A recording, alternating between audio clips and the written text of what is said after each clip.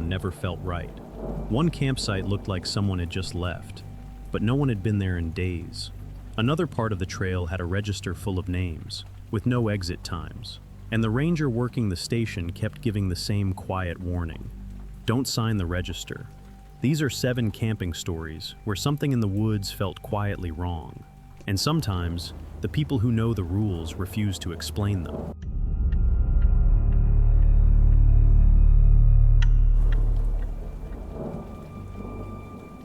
I remember the drive more than anything else. Black Ridge National Forest sits about 3 hours from where we live, far enough that most people don't bother going unless they're planning a real trip. That was exactly why we chose it. My friend Matt had found a dispersed campsite marked on a hiking forum. Not an official campground, just a clearing somewhere off an old forest road. No reservations, no camp host, no RVs running generators all night. Just trees. It was late October, which meant the forest roads were almost empty. By the time we turned off the highway, we hadn't seen another car for nearly 40 minutes. The road into Black Ridge is one of those long gravel access roads the Forest Service never really fixes. Potholes, loose stones, branches hanging low enough to scrape the roof of the truck. We drove slowly, following the map Matt had downloaded earlier. According to the forum post, the campsite was near an old trailhead that most hikers didn't use anymore. After another 15 minutes, we found it. The clearing opened suddenly between the trees, just big enough for 2 vehicles and a couple tents. There was a metal fire ring in the center and a rusted bear box near the edge of the woods. No signs, no numbered post, just a patch of dirt surrounded by tall pine. Matt smiled the second we rolled in. This is perfect. And honestly, it was. No other cars, no voices, no distant generators, just the wind moving slowly through the trees. We parked near the edge of the clearing and stepped out. The first thing I noticed was how quiet it was.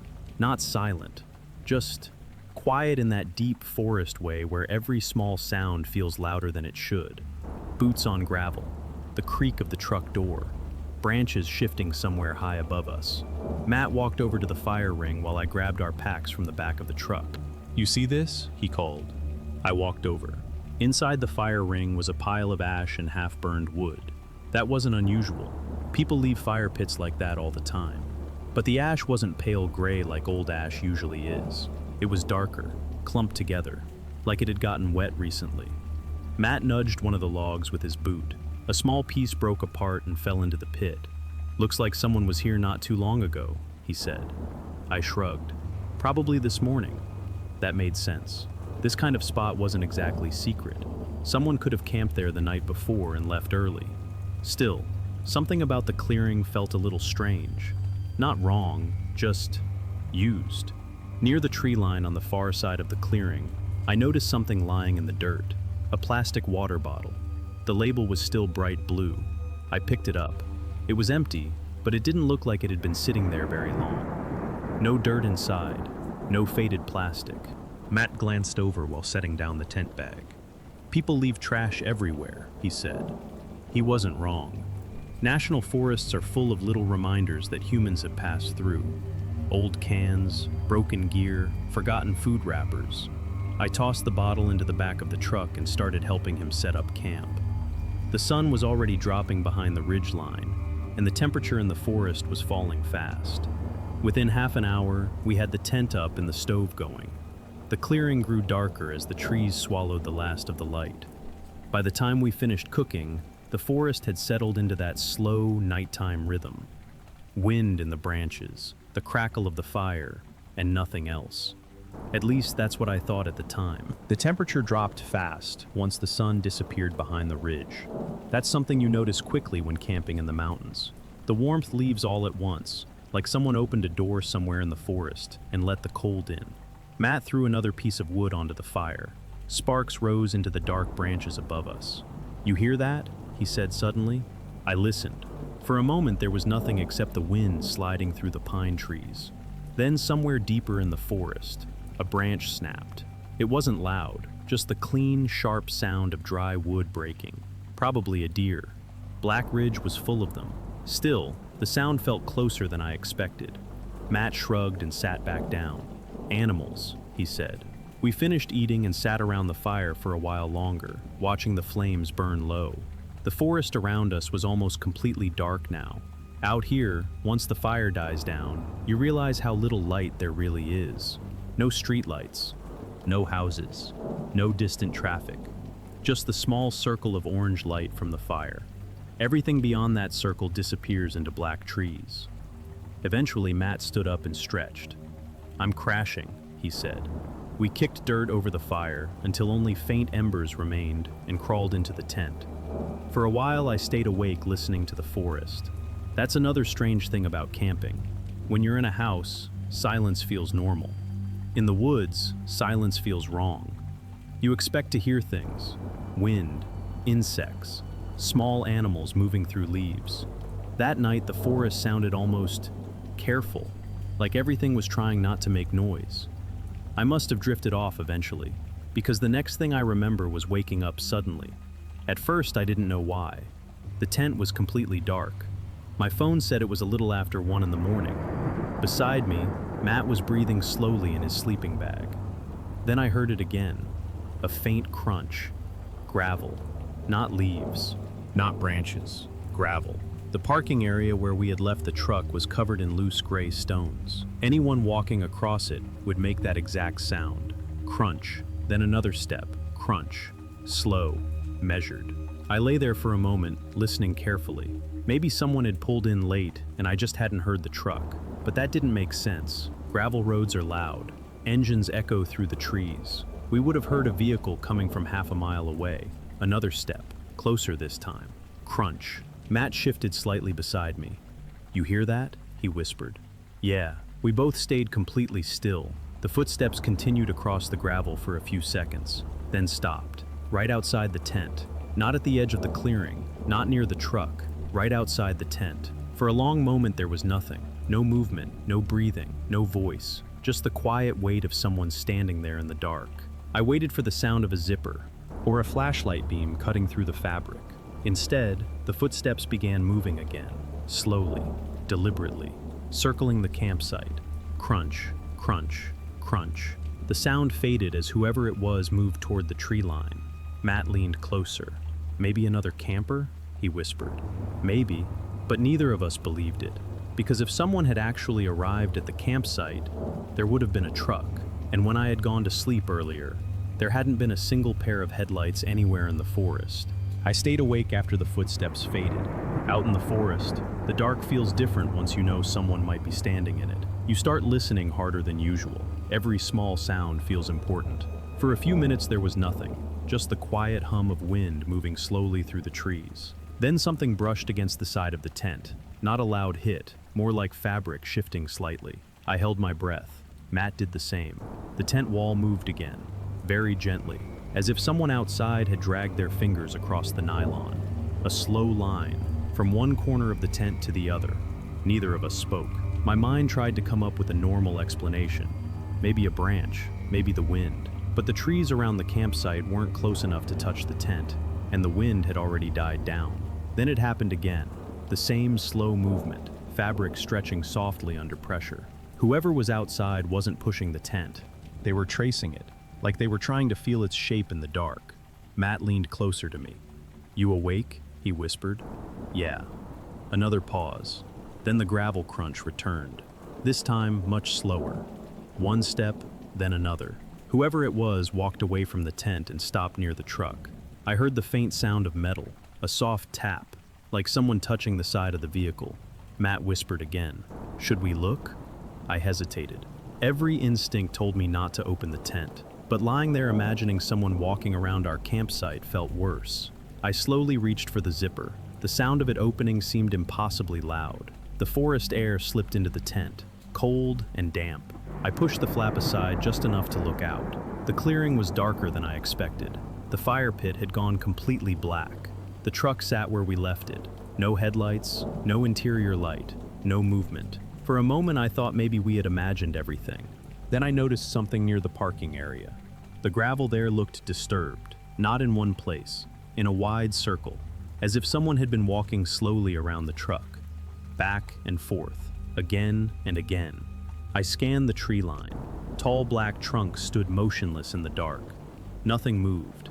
No flashlight, no silhouette, no sound. Just the forest, watching quietly. I closed the tent flap and zipped it shut. Matt looked at me. Well, there's nobody out there. The words sounded strange even as I said them, because the gravel in the parking area had clearly been walked across, and the side of the tent had definitely been touched. Matt pulled his sleeping bag tighter around himself. Maybe someone from another campsite, he said, but we both knew there wasn't another campsite anywhere nearby. The trailhead we passed earlier was 4 miles down the road, and when we drove in, this clearing had been completely empty. Neither of us slept much after that. Every small noise in the forest made us tense again, but the footsteps never came back. Not that night, not while we were awake. At least, that's what we thought. I must have fallen asleep for a short time. Not real sleep, the kind where your body shuts down for a few minutes, but your mind never fully relaxes. When I opened my eyes again, the tent was still completely dark. My phone screen lit up faintly when I checked it. 2:17 a.m. The forest outside sounded the same as before. Wind through the trees, occasional branches shifting somewhere far away. For a moment, I almost convinced myself the earlier noises had been nothing. Just normal night sounds that feel strange when you're sleeping in the woods. Then I heard it, a single step, crunch, gravel again. Not far away this time, closer than before. Matt must have heard it too because he shifted beside me. "You hear that?" he whispered. "Yeah." The footsteps continued, slow, careful, crunch, pause, crunch. They moved across the parking area and stopped again near the truck. For several seconds there was no sound at all. Then something metallic clicked softly. The truck door handle. Someone was trying it. Once. Then again. The handle lifted and dropped with a quiet mechanical sound. Matt sat up slightly. "That's our truck," he whispered. I felt the same cold tension run through my chest. Nobody else should have been out here. Nobody should even know we were camping at this spot. The handle moved again. Click. A longer pause. Then another sound. A slow step across the gravel. Closer. Crunch. Crunch. Closer to the tent. I stared at the thin wall of nylon beside my head. The moonlight outside was faint, but enough to create a pale glow through the fabric. And then I saw something move. A shadow. Not a full shape, just the dark outline of something passing slowly between the tent and the fire pit. Whoever it was stopped right outside the tent door. Matt was completely still now. Neither of us spoke. The silence stretched for several seconds. Then something brushed against the zipper, not opening it, just touching it. The metal teeth made a faint ticking sound as something dragged slowly along them, like someone tracing the line of the zipper with a finger. From the top of the door, all the way down to the bottom, the movement stopped. I waited.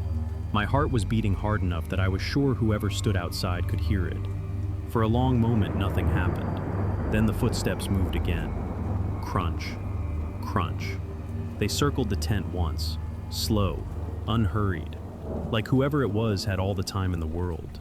The sound drifted toward the tree line. Crunch. Crunch.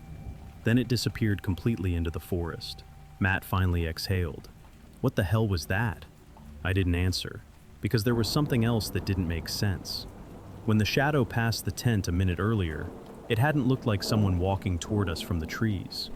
It looked like someone who had already been standing inside the campsite, waiting. I don't remember exactly when the forest went quiet again. At some point the exhaustion must have taken over, because the next thing I remember clearly was light pushing through the tent fabric.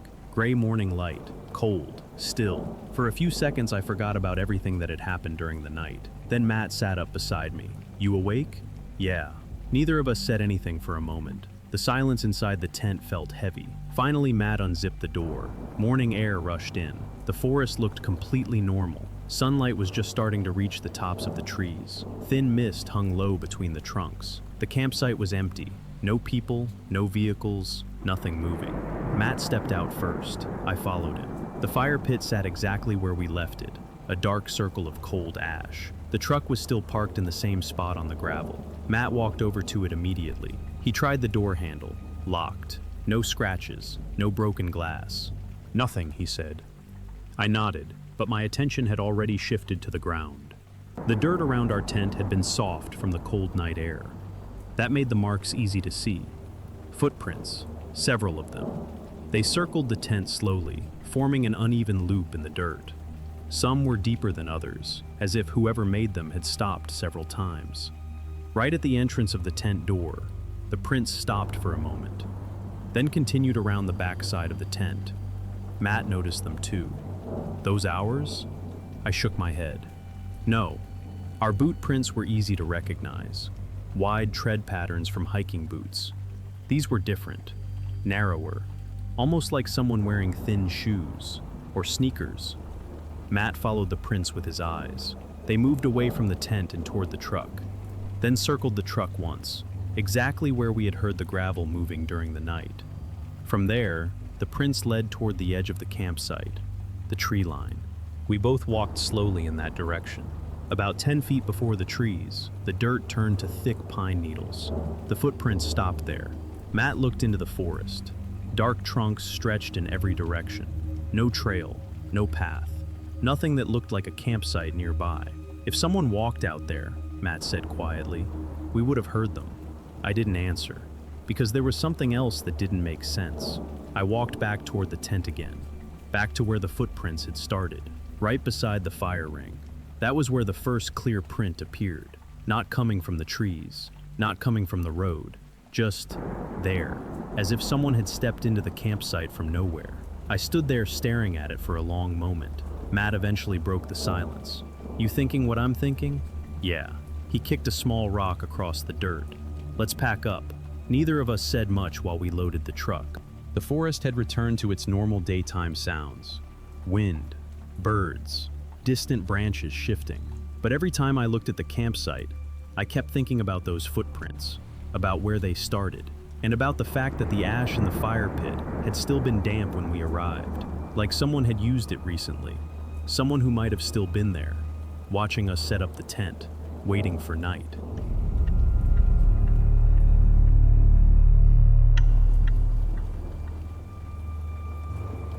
We almost didn't stop there.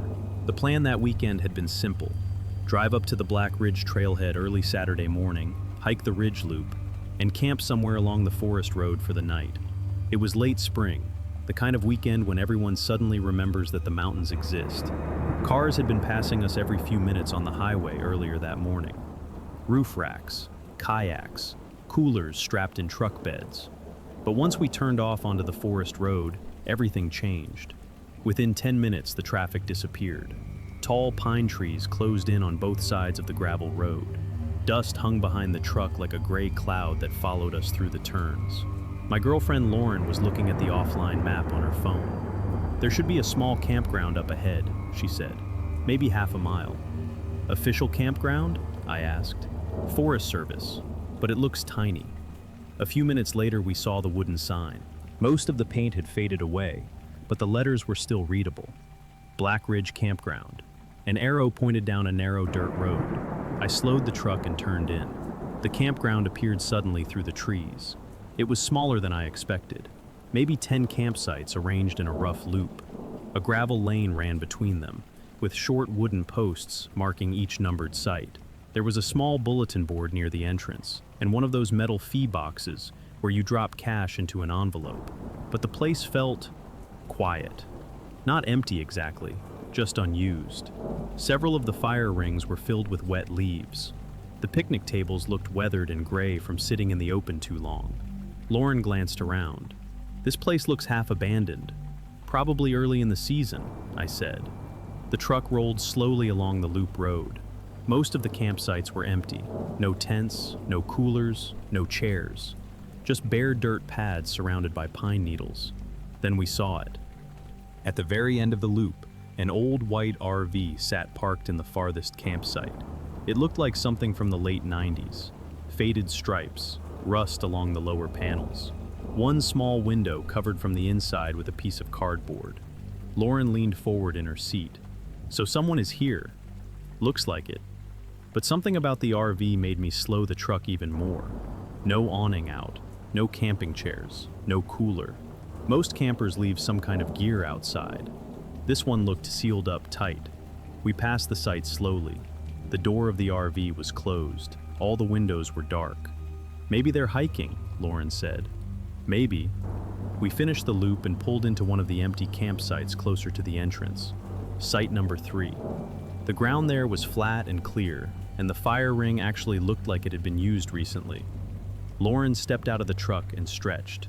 The forest around us was quiet in that deep mountain way, where every sound seems to travel farther than it should. A woodpecker hammered somewhere off in the trees. Wind moved gently through the branches. Otherwise, nothing. I walked over to the bulletin board near the fee station. A faded campground map was pinned under a plastic cover. Below it hung a small stack of registration envelopes. But something else caught my eye. A sheet of white paper taped just beneath the map. The message was written in thick black marker. Campground closed after dark. Do not stay overnight. No explanation. No official stamp. Just the words. Lauren walked up behind me. What does it say? I stepped aside so she could read it. She frowned. That's weird. Yeah, I said. Then both of us glanced down the road, toward the last campsite in the loop, where the old RV was parked, and where, for some reason, no one had come outside yet. Lauren kept looking down the loop road toward the last campsite. Do you think they saw us drive in? She asked. Probably, I said. Sound travels easily in campgrounds like this. Gravel, engines, doors shutting. If someone was inside that RV, they almost definitely knew we were here. But the RV still looked exactly the same. No movement, no door opening, no light inside. We started unloading gear anyway. Our plan had originally been to hike the ridge first, and then find a place to sleep later. But the trailhead was still a few miles up the road, and the campground looked quiet enough. Maybe we would just camp here after the hike. While Lauren set the cooler on the picnic table, I walked back to the fee station. Most Forest Service campgrounds run on a simple honor system. You fill out a small envelope with your campsite number, put cash inside, and drop it into the metal box. The envelopes were still there, but something felt off. The stack looked untouched, like no one had used it in a long time. I picked one up and turned it over. The printed date on the bottom corner was from 2 years ago. Lauren walked up beside me. You paying?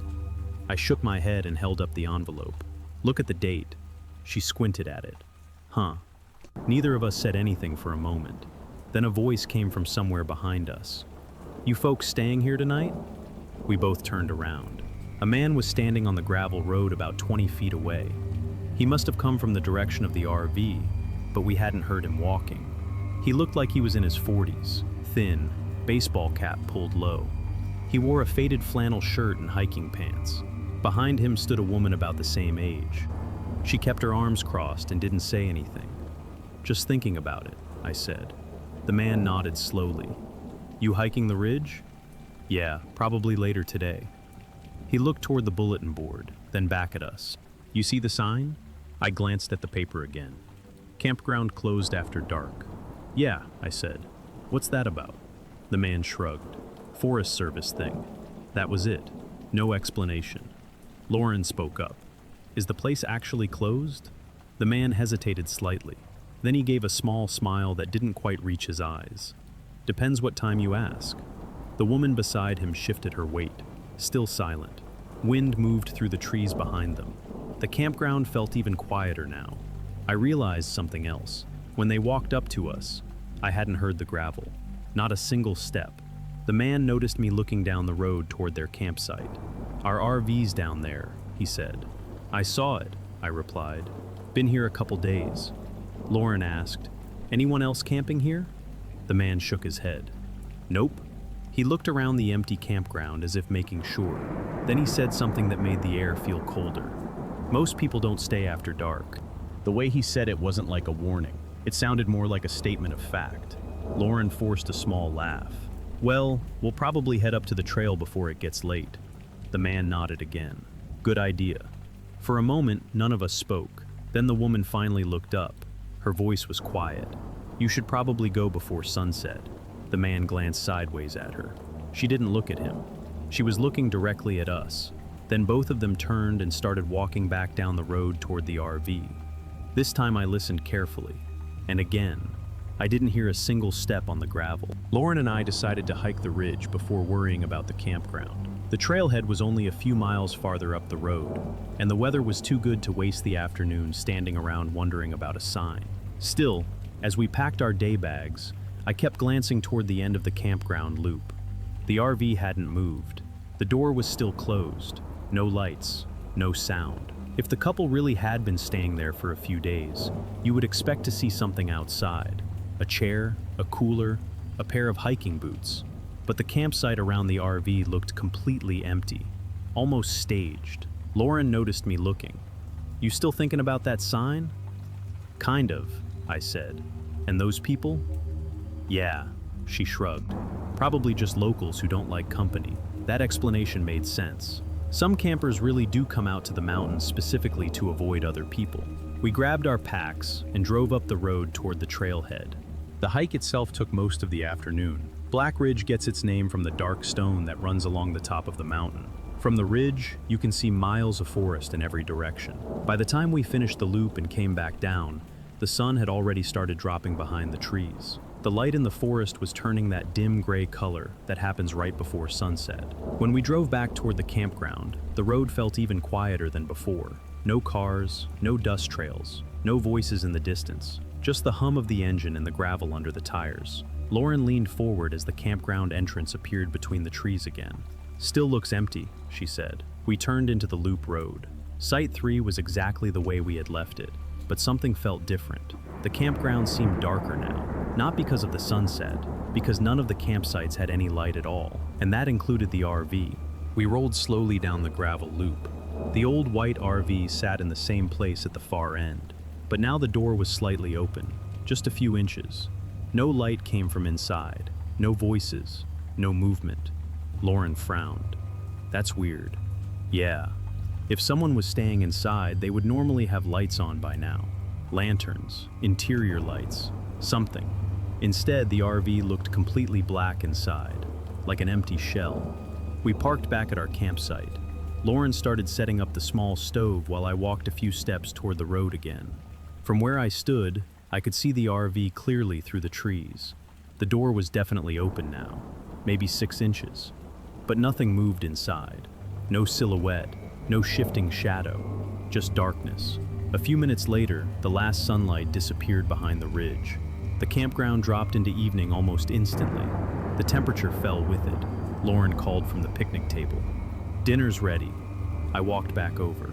But as I sat down, I kept looking toward the end of the campground loop, at that RV, because even though the door had been open the entire time we got back, no one had come out, and no one had gone inside, at least, not while we were watching. Dinner was quiet, not in an uncomfortable way.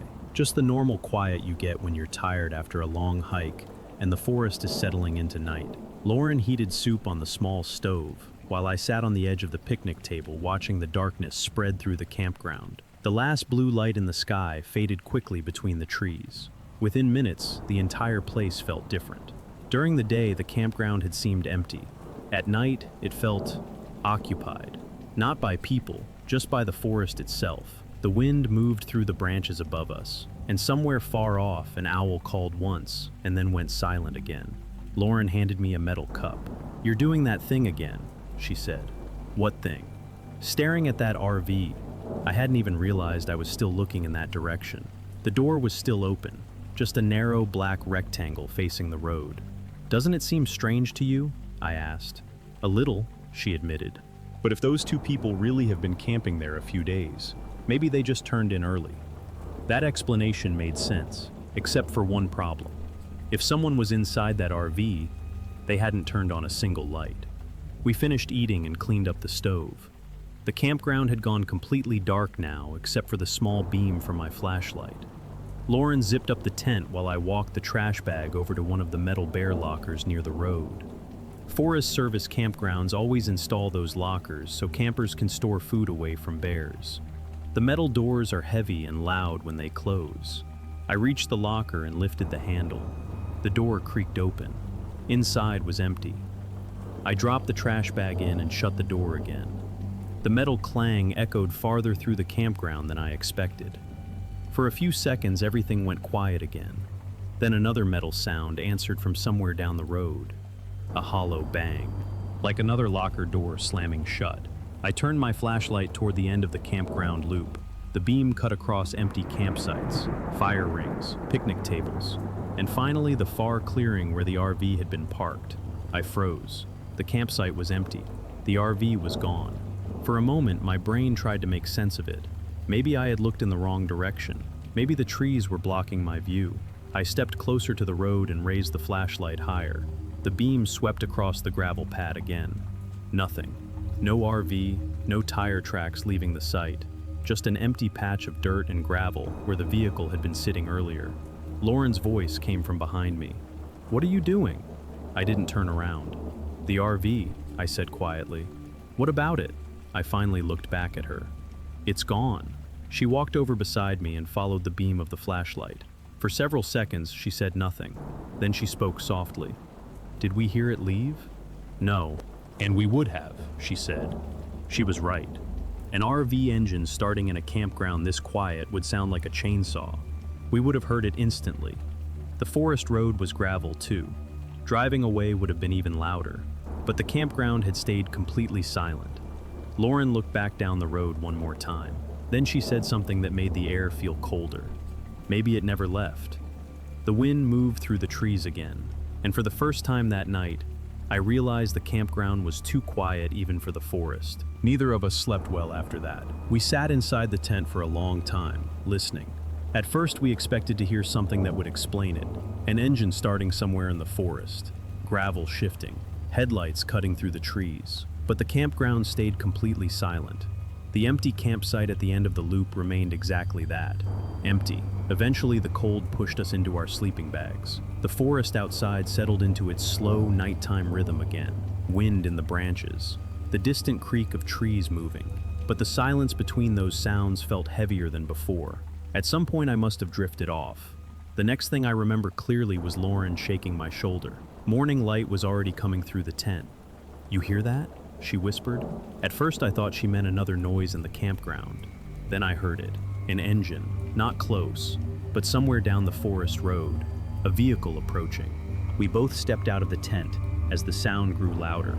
A white pickup truck appeared through the trees a minute later and rolled slowly into the campground loop. The emblem on the door was easy to recognize. U.S. Forest Service. The truck stopped near the bulletin board. A ranger stepped out. He looked to be in his 50s, wearing the standard green uniform and a wide-brimmed hat. He noticed us almost immediately. "Morning," he said.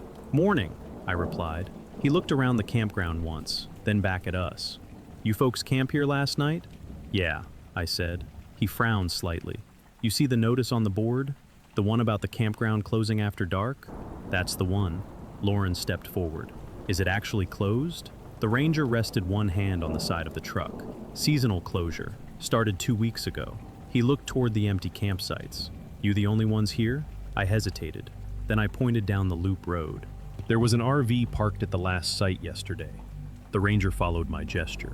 His eyes stayed on that empty patch of gravel for a few seconds. "White RV," I added. "Older model."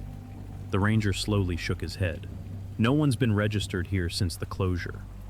"They didn't register," I said. "They were already here when we arrived." The ranger didn't answer right away. Instead, he walked down the gravel road toward the last campsite. Lauren and I followed a few steps behind. The campsite looked exactly the way it had the night before.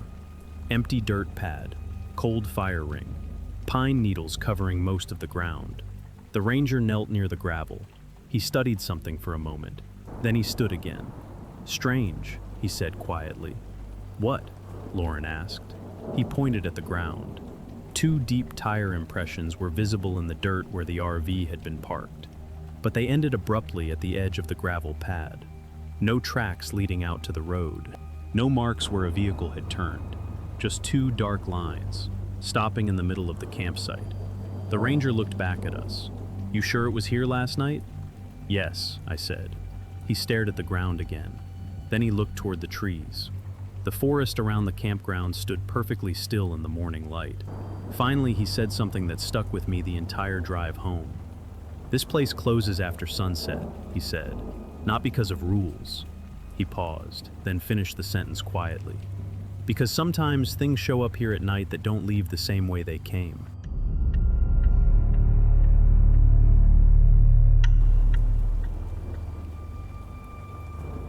I reached the trailhead a little after 8 in the morning. Black Ridge Trail isn't one of those places that gets a lot of traffic. It sits a few miles off the main forest road, and unless you already know where it is, you'll probably drive right past the turn without noticing it. That was part of the reason I picked it. The parking area was just a small gravel clearing surrounded by tall pines. There were only enough spaces for maybe 6 vehicles. When I pulled in, every spot was empty. No cars, no trucks, no RVs, just my own tires crunching across the gravel. I shut off the engine and stepped out of the truck. The air was cool and still, the kind of mountain morning where the forest smells like wet pine needles and cold dirt. For a moment I just stood there listening. No voices, no distant footsteps, not even the sound of another car somewhere down the road. It felt like the whole mountain was empty. Near the beginning of the trail stood a wooden post with a faded map nailed to it. Beside the post was a small metal box attached to a stand. The trail register. Most backcountry trails have one. Hikers sign their names and the time they start, just in case search and rescue ever needs to know who entered the trail and when. I walked over and opened the metal lid. Inside was a small notebook and a pen tied to a string. The pages were slightly damp from the morning air. I flipped to the most recent entry. There was only one name written on the page. The handwriting was messy but readable. Under the column labeled Name was a single entry, Daniel H. Under Time In, it said 5:10 a.m. That was it. No other names, no other times. Just that one line. I checked the parking lot again, still empty. If someone had started hiking at 5 in the morning, their car should have been sitting right here, unless they had gotten a ride. Or maybe they had already finished the hike and left. Black Ridge isn't a short trail though. The ridge loop alone takes most people 5 or 6 hours, which meant if Daniel H. had started at 5:10 a.m., he should still be somewhere on the mountain, ahead of me. I shrugged and took the pen from the string. Under the next blank line, I wrote my own name, then the time, 8:07 a.m. The notebook rustled slightly in the breeze while I closed the metal lid. For a second, I considered the possibility that I might catch up with the other hikers somewhere on the trail, but that didn't bother me. Running into someone out in the backcountry usually just means a quick hello, and maybe a short conversation about trail conditions. I tightened the straps on my backpack and stepped onto the trail. The path climbed immediately into the trees. Tall pines closed overhead, blocking most of the morning sun. The dirt trail wound upward between roots and rocks, switching back slowly as it climbed the slope. Within a few minutes, the parking lot disappeared behind me. The forest swallowed the sound of the road. My boots made soft thuds against the packed dirt as I hiked. Every now and then I looked ahead along the trail, half expecting to see someone walking farther up the path. But the trail stayed empty. No movement, no voices. Just the quiet sound of wind moving through the high branches. About 20 minutes into the hike, I noticed the footprints, fresh ones, pressed clearly into the damp dirt ahead of me. The tread pattern looked like hiking boots. They followed the trail in a straight line, heading up the mountain. I slowed down and studied them for a moment. Then I kept walking. Daniel H. must be somewhere ahead, but after another mile, the forest was still completely silent. The footprints stayed with me for the next mile. They were easy to see in the damp soil of the trail. The tread pattern was sharp and clean, the kind you get when someone has passed through recently. Every few minutes, I glanced farther up the path, expecting to catch sight of the other hiker, but the trail stayed empty. Black Ridge Trail climbs steadily through thick forest before it reaches the ridge. The trees grow tall and close together there, blocking most of the sunlight even in the middle of the morning. The deeper I walked into the woods, the quieter everything became.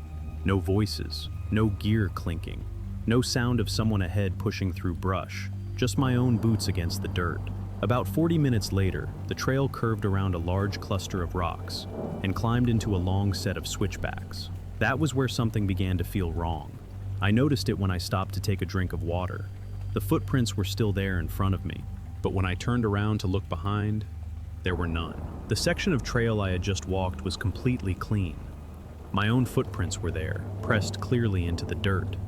But the other set only existed in one direction, up the mountain. I crouched down to study them. The soil was soft enough that every step left a clear impression. The pattern of the tread was consistent, the same boot stepping again and again. But there were no prints facing downhill, none returning, which meant the person ahead of me had only gone one way, up. I stood up again and looked farther along the trail, still empty. The forest around the switchbacks was thick enough that I couldn't see very far between the trees. Every turn in the trail disappeared into shadow and brush. If Daniel H. was ahead of me, he should have been visible at some point during the last hour, even if he was moving fast. Most hikers eventually stop for water, a snack, or just to catch their breath on a climb like this. But I hadn't seen anyone. I started walking again, following the footprints up the switchbacks. The trail kept climbing for another mile before the forest finally began to thin. Light filtered through the branches ahead, a pale brightness that usually means you're getting close to the ridge. The footprints were still there, still heading up, still fresh. But the silence around me had grown heavier. Normally on a mountain trail, you hear something. Birds, squirrels moving through the leaves, wind pushing through the upper branches. Now the forest felt almost still, like everything had paused for a moment. I rounded the final switchback and stepped onto the ridge. The trees opened suddenly, revealing a narrow overlook where the trail flattened out for a short stretch before continuing along the top of the mountain. A wooden bench sat near the edge of the ridge facing the valley below. It was the kind of spot hikers usually stop to rest. The view stretched for miles over rolling forest and distant hills, but the overlook was empty. No backpack, no walking poles, no person sitting on the bench, just the wind moving quietly across the ridge. I walked slowly across the open ground, scanning the area. The footprints continued straight toward the overlook, and then they stopped, right in the middle of the clearing. The final print was pressed into the dirt a few feet from the bench. Beyond that point, there was nothing. I stood there for a long time, looking at the last footprint. The dirt around the overlook was soft enough that every step should have left a mark. My own boots had already pressed several fresh impressions into the clearing, but the other tracks ended cleanly. One final step in the dirt, and then nothing. No prints leading toward the ridge edge. No signs of someone stepping onto the rocks. No marks where someone had turned around.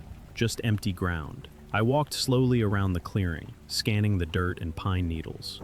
If someone had left the trail, they would have disturbed something. Broken twigs, scuffed soil, a sliding rock. There was none of that. The ridge dropped steeply on both sides of the overlook, but not in a way someone could simply disappear down. Thick brush and loose stones covered the slopes.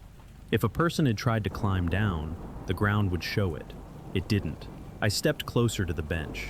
From there, the trail continued along the ridge through a narrow corridor of trees. The dirt path ahead looked untouched. No footprints. No sign anyone had passed that way recently, which meant the tracks I had followed for almost 2 miles had ended right here. I sat on the bench for a moment, trying to make sense of it. Wind moved across the ridge and through the trees, carrying that dry mountain smell of pine and dust. For the first time that day, I wondered if I had somehow misread the trail register. Maybe the other hiker had started earlier than the notebook said. Maybe the time was wrong. Maybe he had taken a side path I didn't notice. But the longer I sat there, the less convincing those explanations sounded. Because the overlook was small, too small for someone to vanish from without leaving some kind of trace. Eventually, I stood up again. I still had several hours of daylight left, and my plan had been to camp somewhere along the ridge before heading back the next morning. A flat patch of ground about 50 yards past the overlook looked good enough. I set up my small tent there between 2 trees. By the time I finished, the sun had already begun to dip lower toward the horizon. Mountains have a strange way of making evenings arrive suddenly. One minute the forest is bright. The next, everything turns gray and quiet. I cooked a small meal on my stove while sitting on a fallen log. From where I was camped, I could still see the overlook through the trees, the empty bench, the clearing where the footprints had ended. Nothing moved there. No hikers appeared. No voices echoed across the ridge. Just the wind. Darkness came quickly after that. Once the sun disappeared behind the mountains, the temperature dropped fast. I crawled into my tent and zipped the door closed. The forest settled into its nighttime sounds. Wind moving through branches, occasional creaks from trees shifting in the cold air. For a while, I lay there listening, thinking about the tracks on the trail, about the name in the register, Daniel H. If he had really started hiking at 5 in the morning, he should have been miles away by now, or heading back down the trail. Eventually, my eyes grew heavy. The quiet rhythm of the forest made it easy to drift towards sleep. And I might have slept straight through the night if I hadn't heard something on the trail a few hours later. Footsteps, slow, steady, coming up the mountain from the direction of the trailhead. At first I thought I was dreaming. The sound was faint, almost blended into the wind moving through the trees. But once I was awake, I knew exactly what it was. Footsteps, slow, measured, moving up the trail. For a few seconds I stayed completely still inside the sleeping bag, listening carefully. Crunch. A boot pressing into the dirt, then another step. Crunch. The rhythm was steady, the kind of pace someone keeps when climbing a trail in the dark. I checked my phone. 1:32 a.m. No one should have been hiking up Black Ridge at that hour. Most hikers start early, not in the middle of the night. The steps kept coming, slowly getting closer. They followed the exact direction of the trail that led up from the trailhead, which meant whoever was walking would reach the overlook in another minute or two. And then, they would pass right by my tent. I reached over and grabbed my headlamp. For a moment I considered unzipping the tent and shining the light down the trail. But something about the sound made me hesitate. It wasn't just that someone was hiking at night. It was the way they were walking. The pace never changed. No pause, no shift in rhythm. Just the same steady crunch of boots on dirt. Closer, crunch, closer, crunch. The footsteps reached the overlook. I could hear them clearly now through the thin fabric of the tent. They stopped. For a long moment there was nothing. No movement, no breathing. Just the wind passing over the ridge. Then one more step. Crunch. The person had moved off the trail, toward the clearing, toward the bench, toward my tent. My hand tightened around the headlamp. If someone was out there, they had to see the tent, even in the dark. The clearing wasn't large enough to miss it. Another step. Closer now. Crunch. I held my breath. The sound stopped again, right outside the tent, not at the edge of the clearing, not near the trail, right beside me. The silence that followed felt heavier than the footsteps. For several seconds, nothing happened. Then something brushed lightly against the side of the tent. The fabric shifted slightly, just enough to feel it, like someone had run their hand along the nylon. My heart started beating harder. "Hello?" I said quietly. The words sounded small in the dark. No answer came. I slowly unzipped the tent door and turned on the headlamp. The beam of light cut across the clearing, the bench, the dirt, the trees. No one was there. The trail beyond the overlook was empty. The forest stood completely still. I stepped out of the tent and walked to the middle of the clearing. My light swept slowly across the ground. The dirt was soft enough to show footprints, but there were none. Not a single fresh mark. The only tracks visible were the ones I had followed earlier that afternoon. The ones that ended here, exactly where I was standing. I turned slowly in a circle, scanning the trees. Nothing moved. No branches shifting. No sound of someone running away through the forest. Just the quiet wind along the ridge. Eventually I went back into the tent. But sleep didn't come easily after that, because every few minutes I kept thinking the same thing. If someone had really walked up the trail, they should have left footprints. Morning arrived slowly on the ridge. Cold air slipped through the tent fabric and pulled me awake long before the sun reached the trees. For a moment I lay still in the sleeping bag, trying to decide if the footsteps during the night had actually happened. The forest outside was quiet again, just wind moving softly through the branches. No voices, no movement on the trail. Eventually I unzipped the tent and stepped out into the clearing. The overlook looked exactly the way it had the night before. The wooden bench faced the valley. The dirt around it remained mostly untouched, and the trail leading down the mountain was empty. I walked slowly to the middle of the clearing and looked at the ground. My own boot prints from yesterday were still there. The older set, the ones I had followed all the way up the mountain, were still visible too. They ended in the same place they had the afternoon before. One final step, then nothing. I stood there for a long time, staring at the dirt, trying to convince myself the footsteps during the night had been something else. Maybe wind, maybe branches shifting. But the memory of the sound was too clear. Boots, walking, right up the trail. After packing my gear, I started down the mountain. The hike back felt shorter than the climb up. Most downhill hikes do. Within a couple hours, the trees began thinning, and I could see the gravel parking lot through the branches below. My truck was still the only vehicle there. exactly where I had left it. No new tire tracks, no other hikers preparing to start their day, just the same quiet trailhead. Before leaving, I walked over to the trail register again. The metal lid creaked softly when I opened it. The notebook sat exactly where I remembered it, slightly damp pages, pen tied to the string. I flipped to the page from the day before and immediately stopped. There was only one name written there, mine. Under name, it read Ryan M. Under time in 8:07 a.m. I stared at the page for several seconds. The line above it, the one that had said Daniel H. 5:10 a.m., was gone. Not crossed out, not smudged, just gone. The page looked like it had never been written there at all. I flipped back through the earlier pages. Other names, other dates, nothing unusual. Then I turned back to the page again. Still just my name. Still the same empty space above it. For a moment, I wondered if I had imagined the first entry. Maybe I had opened the notebook and misread something. Maybe the handwriting had been on a different page. But I remembered the exact spot where the ink had been, the exact time written beside it, 5:10 a.m. And I remembered the footprints on the trail, the ones that had led all the way to the ridge. I closed the notebook slowly and shut the metal lid. The forest around the trailhead was quiet again.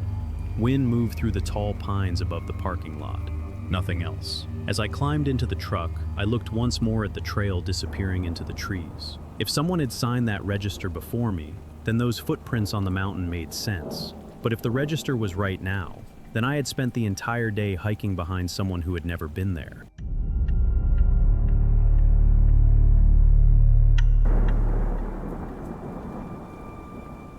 The gravel road into the campground was narrower than I expected. Tall pines leaned over both sides of the road, their branches forming a loose tunnel above the truck. The late afternoon sun slipped through in thin stripes of orange light that flashed across the windshield as we drove slowly forward.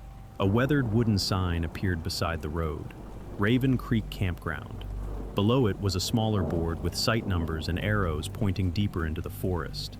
Lena leaned forward in the passenger seat, studying it. "Looks pretty empty," she said. That was true. For a campground on a Saturday evening, the place felt strangely quiet. No smoke from fire pits, no voices drifting through the trees, no kids riding bikes down the gravel loop like you usually see in places like this. Just wind moving softly through the branches above us. We rolled past the self-registration board near the entrance. A metal box hung beside it, with a small stack of campground maps under a plastic cover. I pulled the truck over and stepped out. The air smelled like pine and cold dirt. When I walked up to the board, the first thing I noticed was the row of paper tags clipped beside the campsite numbers. Almost every single one said the same thing. Reserved. Site 2, reserved. Site 4, reserved. Site 6, reserved. I scanned down the board. More reserved tags. Most of the campground, apparently. "That's weird," Lena said from behind me. She had walked over while I was looking. "If it's that full, where is everyone?"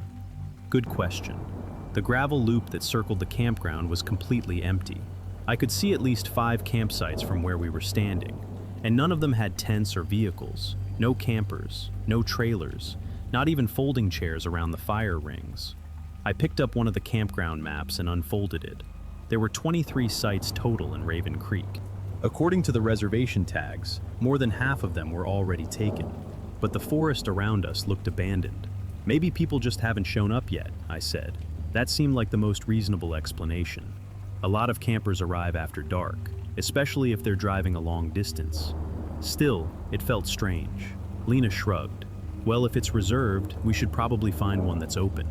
We drove slowly along the gravel loop, checking the numbered posts at each site. Site 8 had a tag, reserved. Site 10, reserved. Site 11, reserved again. But when we reached Site 14, the wooden post was empty. No tag clipped to it, just the number carved into the weathered wood and a small metal fire ring set in the dirt nearby. The site itself looked normal enough. Flat ground, a picnic table, enough space for a tent under a group of tall pines, and no reservation tag. "Well," Lena said, "guess this one's ours." I parked the truck and we started unloading gear. While Lena set up the tent, I walked a little further down the loop road to look around. The deeper I walked into the campground, the stranger the place felt. Every few sites there was another small wooden post with a paper tag hanging from it. Reserved. But the campsites themselves were empty. No lanterns, no coolers, no footprints around the fire pits. Just quiet forest and rows of empty spaces waiting for people who hadn't arrived yet. When I came back to Site 14, the tent was already standing between the trees. Lena was brushing dirt off her hands. She nodded toward the rest of the campground. "Did you see all those reserved tags?" "Yeah." She looked around at the silent trees. "Feels like we're the only ones here." I glanced down the gravel loop one more time. She wasn't wrong. For a campground that was supposedly half reserved, it felt like we had the entire place to ourselves. By the time the tent was set up, the sun had dropped lower behind the trees. The light inside the campground shifted from warm orange to the dim blue that comes just before sunset. The air cooled quickly once the sun disappeared behind the ridge, and the forest started to feel quieter than it had earlier. Too quiet. Lena was sitting at the picnic table organizing food, while I walked back toward the gravel loop again. "I'm just going to take a quick walk," I told her. "Don't get lost," she said without looking up. "I'll try not to." The campground loop wasn't very big, maybe a few hundred yards around. But as I started walking past the sites, the same strange thing kept repeating.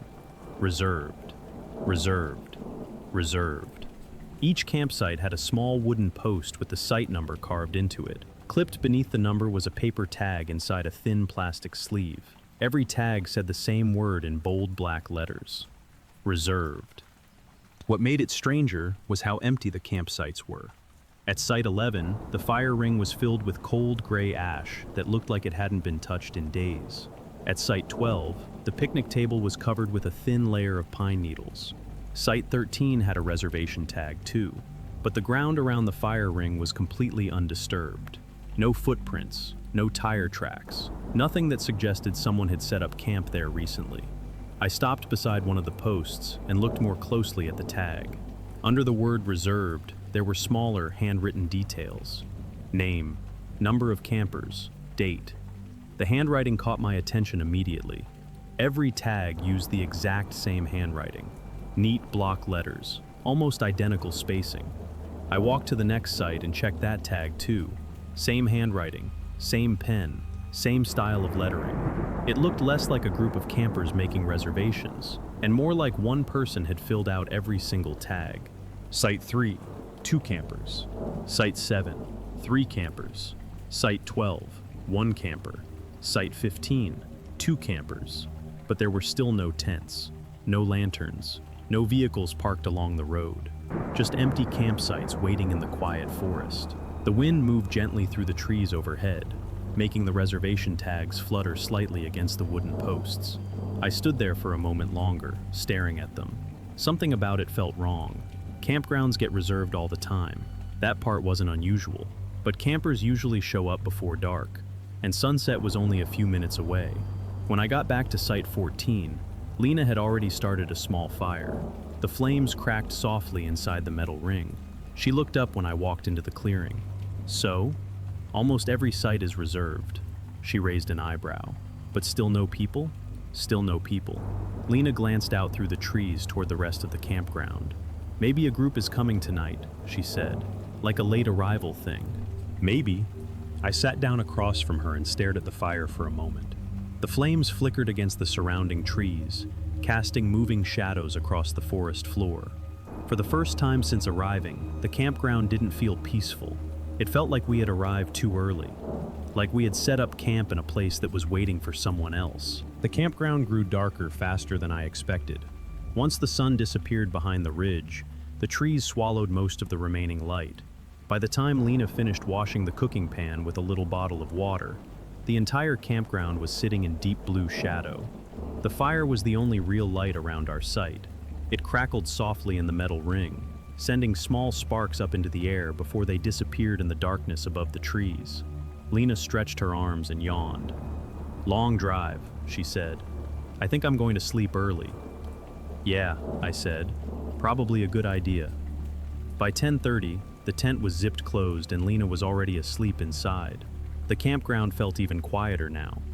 No other fires, no voices, No lanterns glowing between the trees, just the wind and the occasional shifting of branches somewhere deeper in the forest. I sat alone at the picnic table for a while, staring into the fire. Eventually, I poured some water over the flames, until they faded into glowing embers. The darkness around the campsite immediately felt thicker. I turned on my small flashlight and started walking toward the gravel loop. I don't know why I did it exactly. Maybe curiosity, maybe the same uneasy feeling that had been sitting in my stomach ever since we arrived. The beam of the flashlight cut across the ground as I walked past the first campsite. Site 13, reserved. The tag fluttered slightly in the breeze. Beyond it was another empty campsite, then another, then another. Every one of them marked, reserved, reserved, reserved. I was standing near site 11 when I heard it. Crunch. The sound was quiet but clear, gravel shifting under weight. I froze. The noise came again. Crunch. Footsteps. Someone was walking along the campground road. At first I thought it might be another camper finally arriving late at night. Maybe someone parking at the entrance and walking in to find their site. But the sound didn't come from the entrance road. It came from deeper inside the campground, closer to the center loop. Crunch, step, crunch, step. Slow, unhurried. The sound moved between the campsites. I turned off the flashlight instinctively and stood still in the darkness. The footsteps continued. They passed one campsite, then another, each step landing on the gravel path that connected the sites together.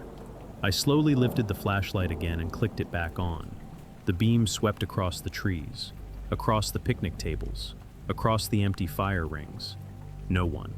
The campground looked exactly the same as it had earlier, completely empty. But the footsteps didn't stop. Crunch. Another step. Somewhere just beyond the next campsite. I walked forward carefully, shining the light toward the direction of the sound. The beam reached the wooden post for Site 9, reserved.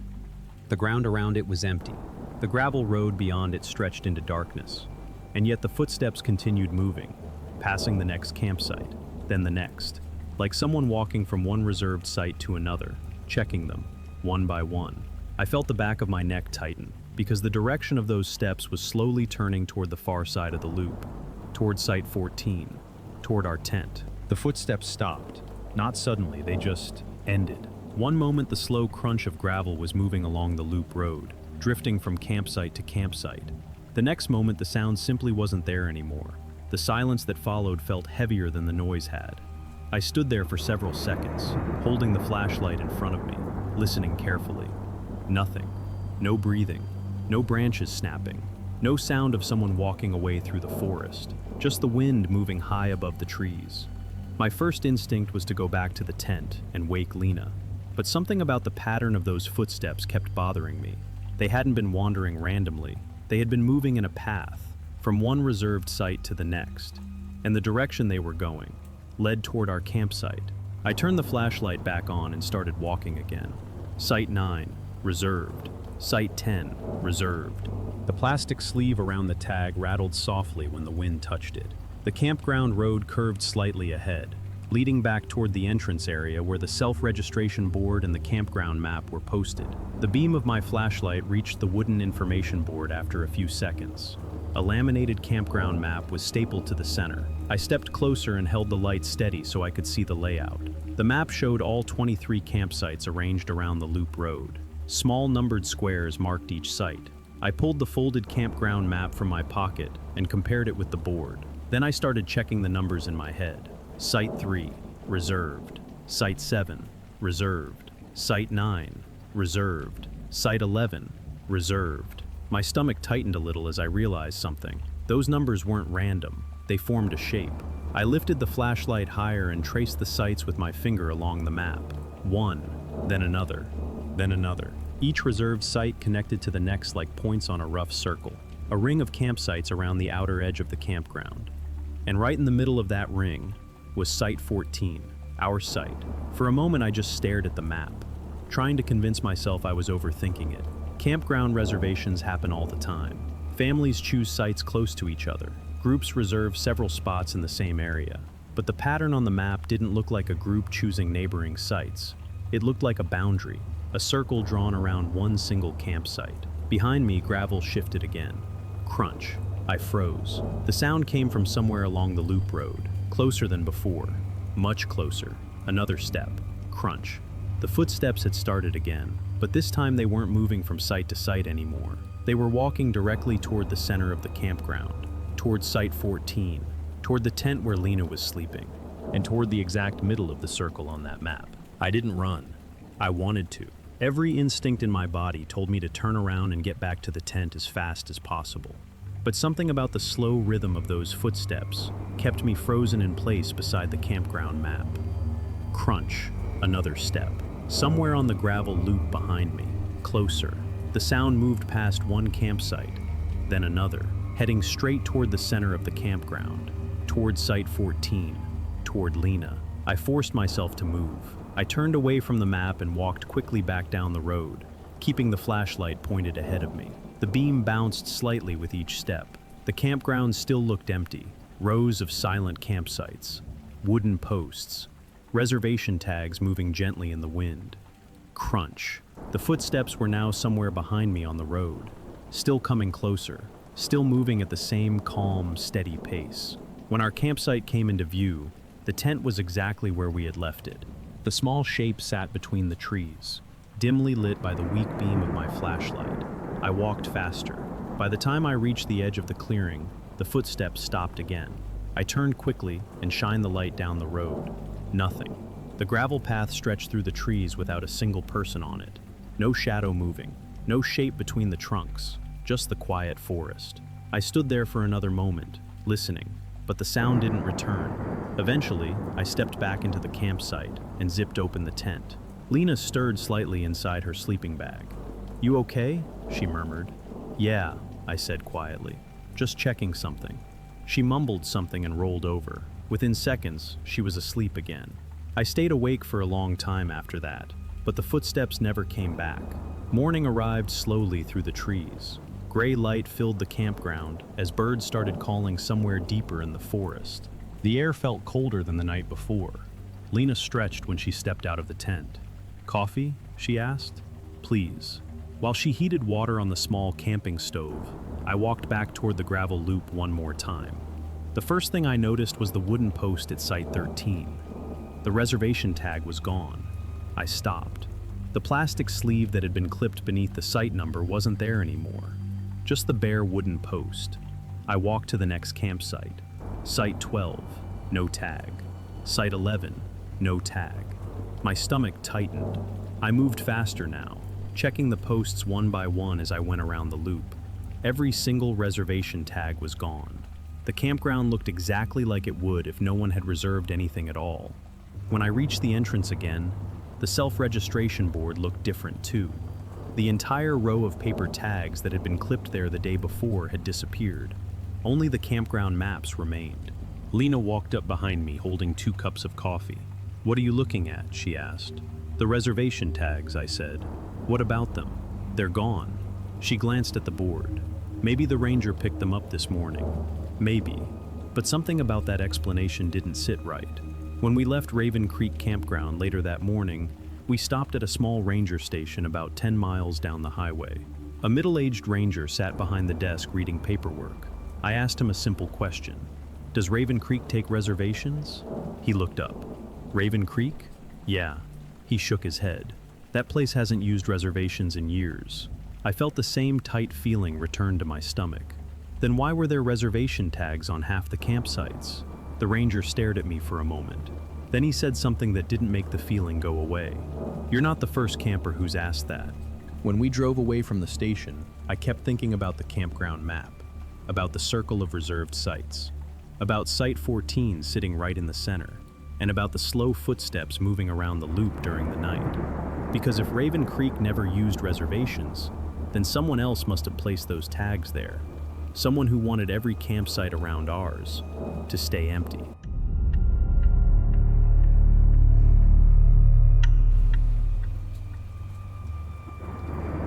The campground was busier than I expected. When Eric and I turned off the highway and followed the narrow forest road toward Pine Hollow Campground, we started seeing signs of other campers almost immediately. Pickup trucks with kayaks strapped to the roof, SUVs pulling small campers, a few cars parked along the roadside where people had stopped to take photos of the river. By the time we reached the campground entrance, the place looked alive. Kids were riding bikes along the gravel loop. Someone was chopping firewood near a large RV. Lanterns hung from tree branches, even though the sun was still up, waiting for the evening. Eric leaned forward in his seat and looked around.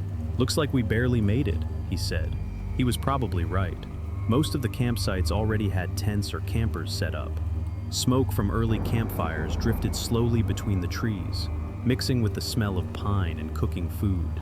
We pulled up beside the small wooden booth where the campground host stayed. An older man stepped out from a small trailer parked behind it. He wore a faded park hat and held a clipboard. "You boys looking for a site?" he asked. "Yeah," I said. "Got anything open?" He glanced down at the clipboard. "For tonight?" "Yeah." He nodded slowly. "Just one left." Eric and I exchanged a look. "Where?" Eric asked. The host lifted the clipboard and pointed toward the far end of the campground loop. "Site 21, last one." "That bad, huh?" Eric joked. The host didn't laugh. "Just the last one," he said. We thanked him and drove deeper into the campground. The gravel road curved through the trees, passing campsite after campsite filled with people settling in for the evening. Families were cooking dinner over fire pits. Someone had music playing quietly from a portable speaker. A group of hikers sat in folding chairs with beers in their hands, watching the sun lower through the trees. Everything about the place felt normal, except for the very end of the loop. Site 21 sat slightly farther from the others, near a line of tall pines at the edge of the campground. The space itself looked fine. Flat dirt clearing, picnic table, fire ring, plenty of room for a tent. But the campsite directly beside it was empty, and so was the one on the other side. That seemed strange, considering how full the rest of the campground was. Eric stepped out of the truck and stretched his arms. "Well," he said, looking around, "still better than driving another 2 hours." I nodded. "Yeah." We started unloading gear from the truck. While Eric worked on setting up the tent, I carried our cooler over to the picnic table. As I set it down, I noticed something odd happening at the campsite across the road.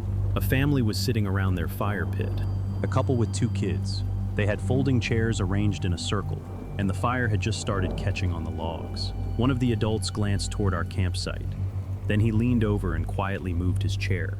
Not a big movement, just a few feet farther away from our direction. I didn't think much about it at first, but a minute later, the woman sitting beside him did the same thing. She shifted her chair slightly, angling it so she was facing away from Site 21.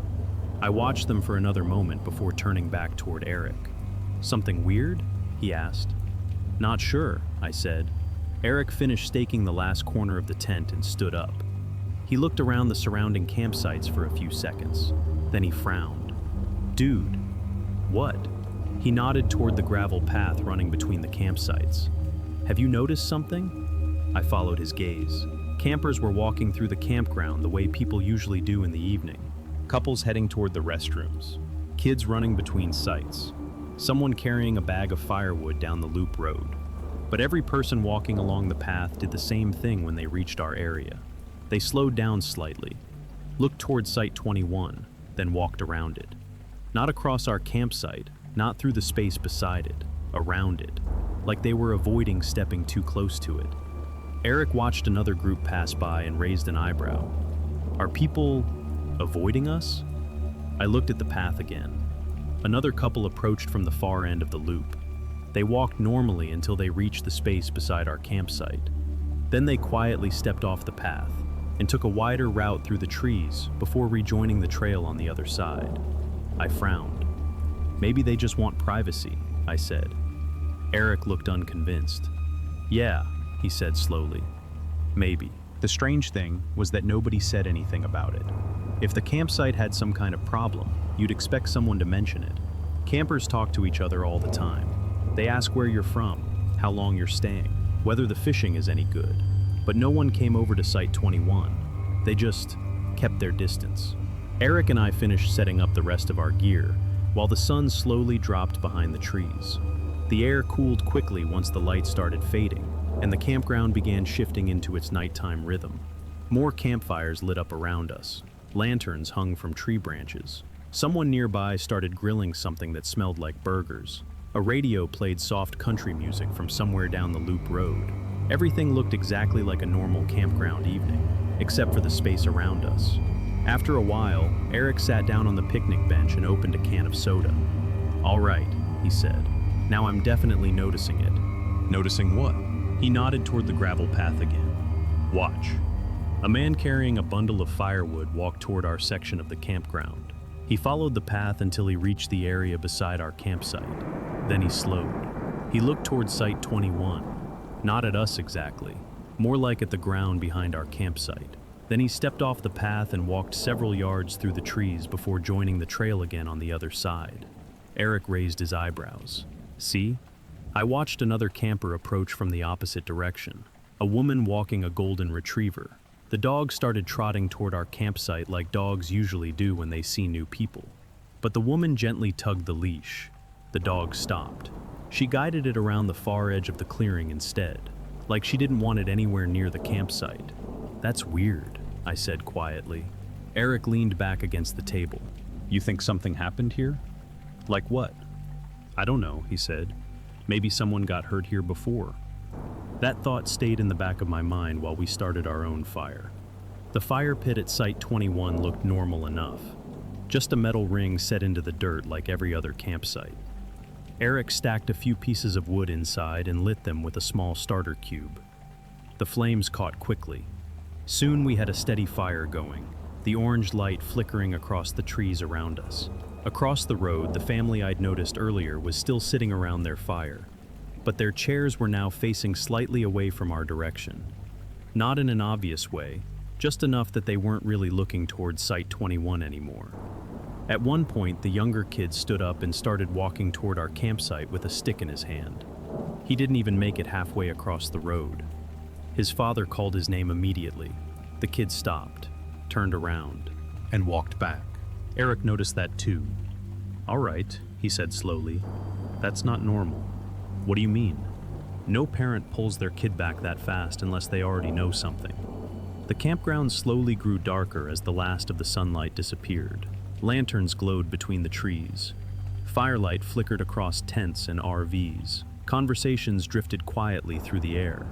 But something about the area around our campsite felt different now. Not dangerous exactly, just empty.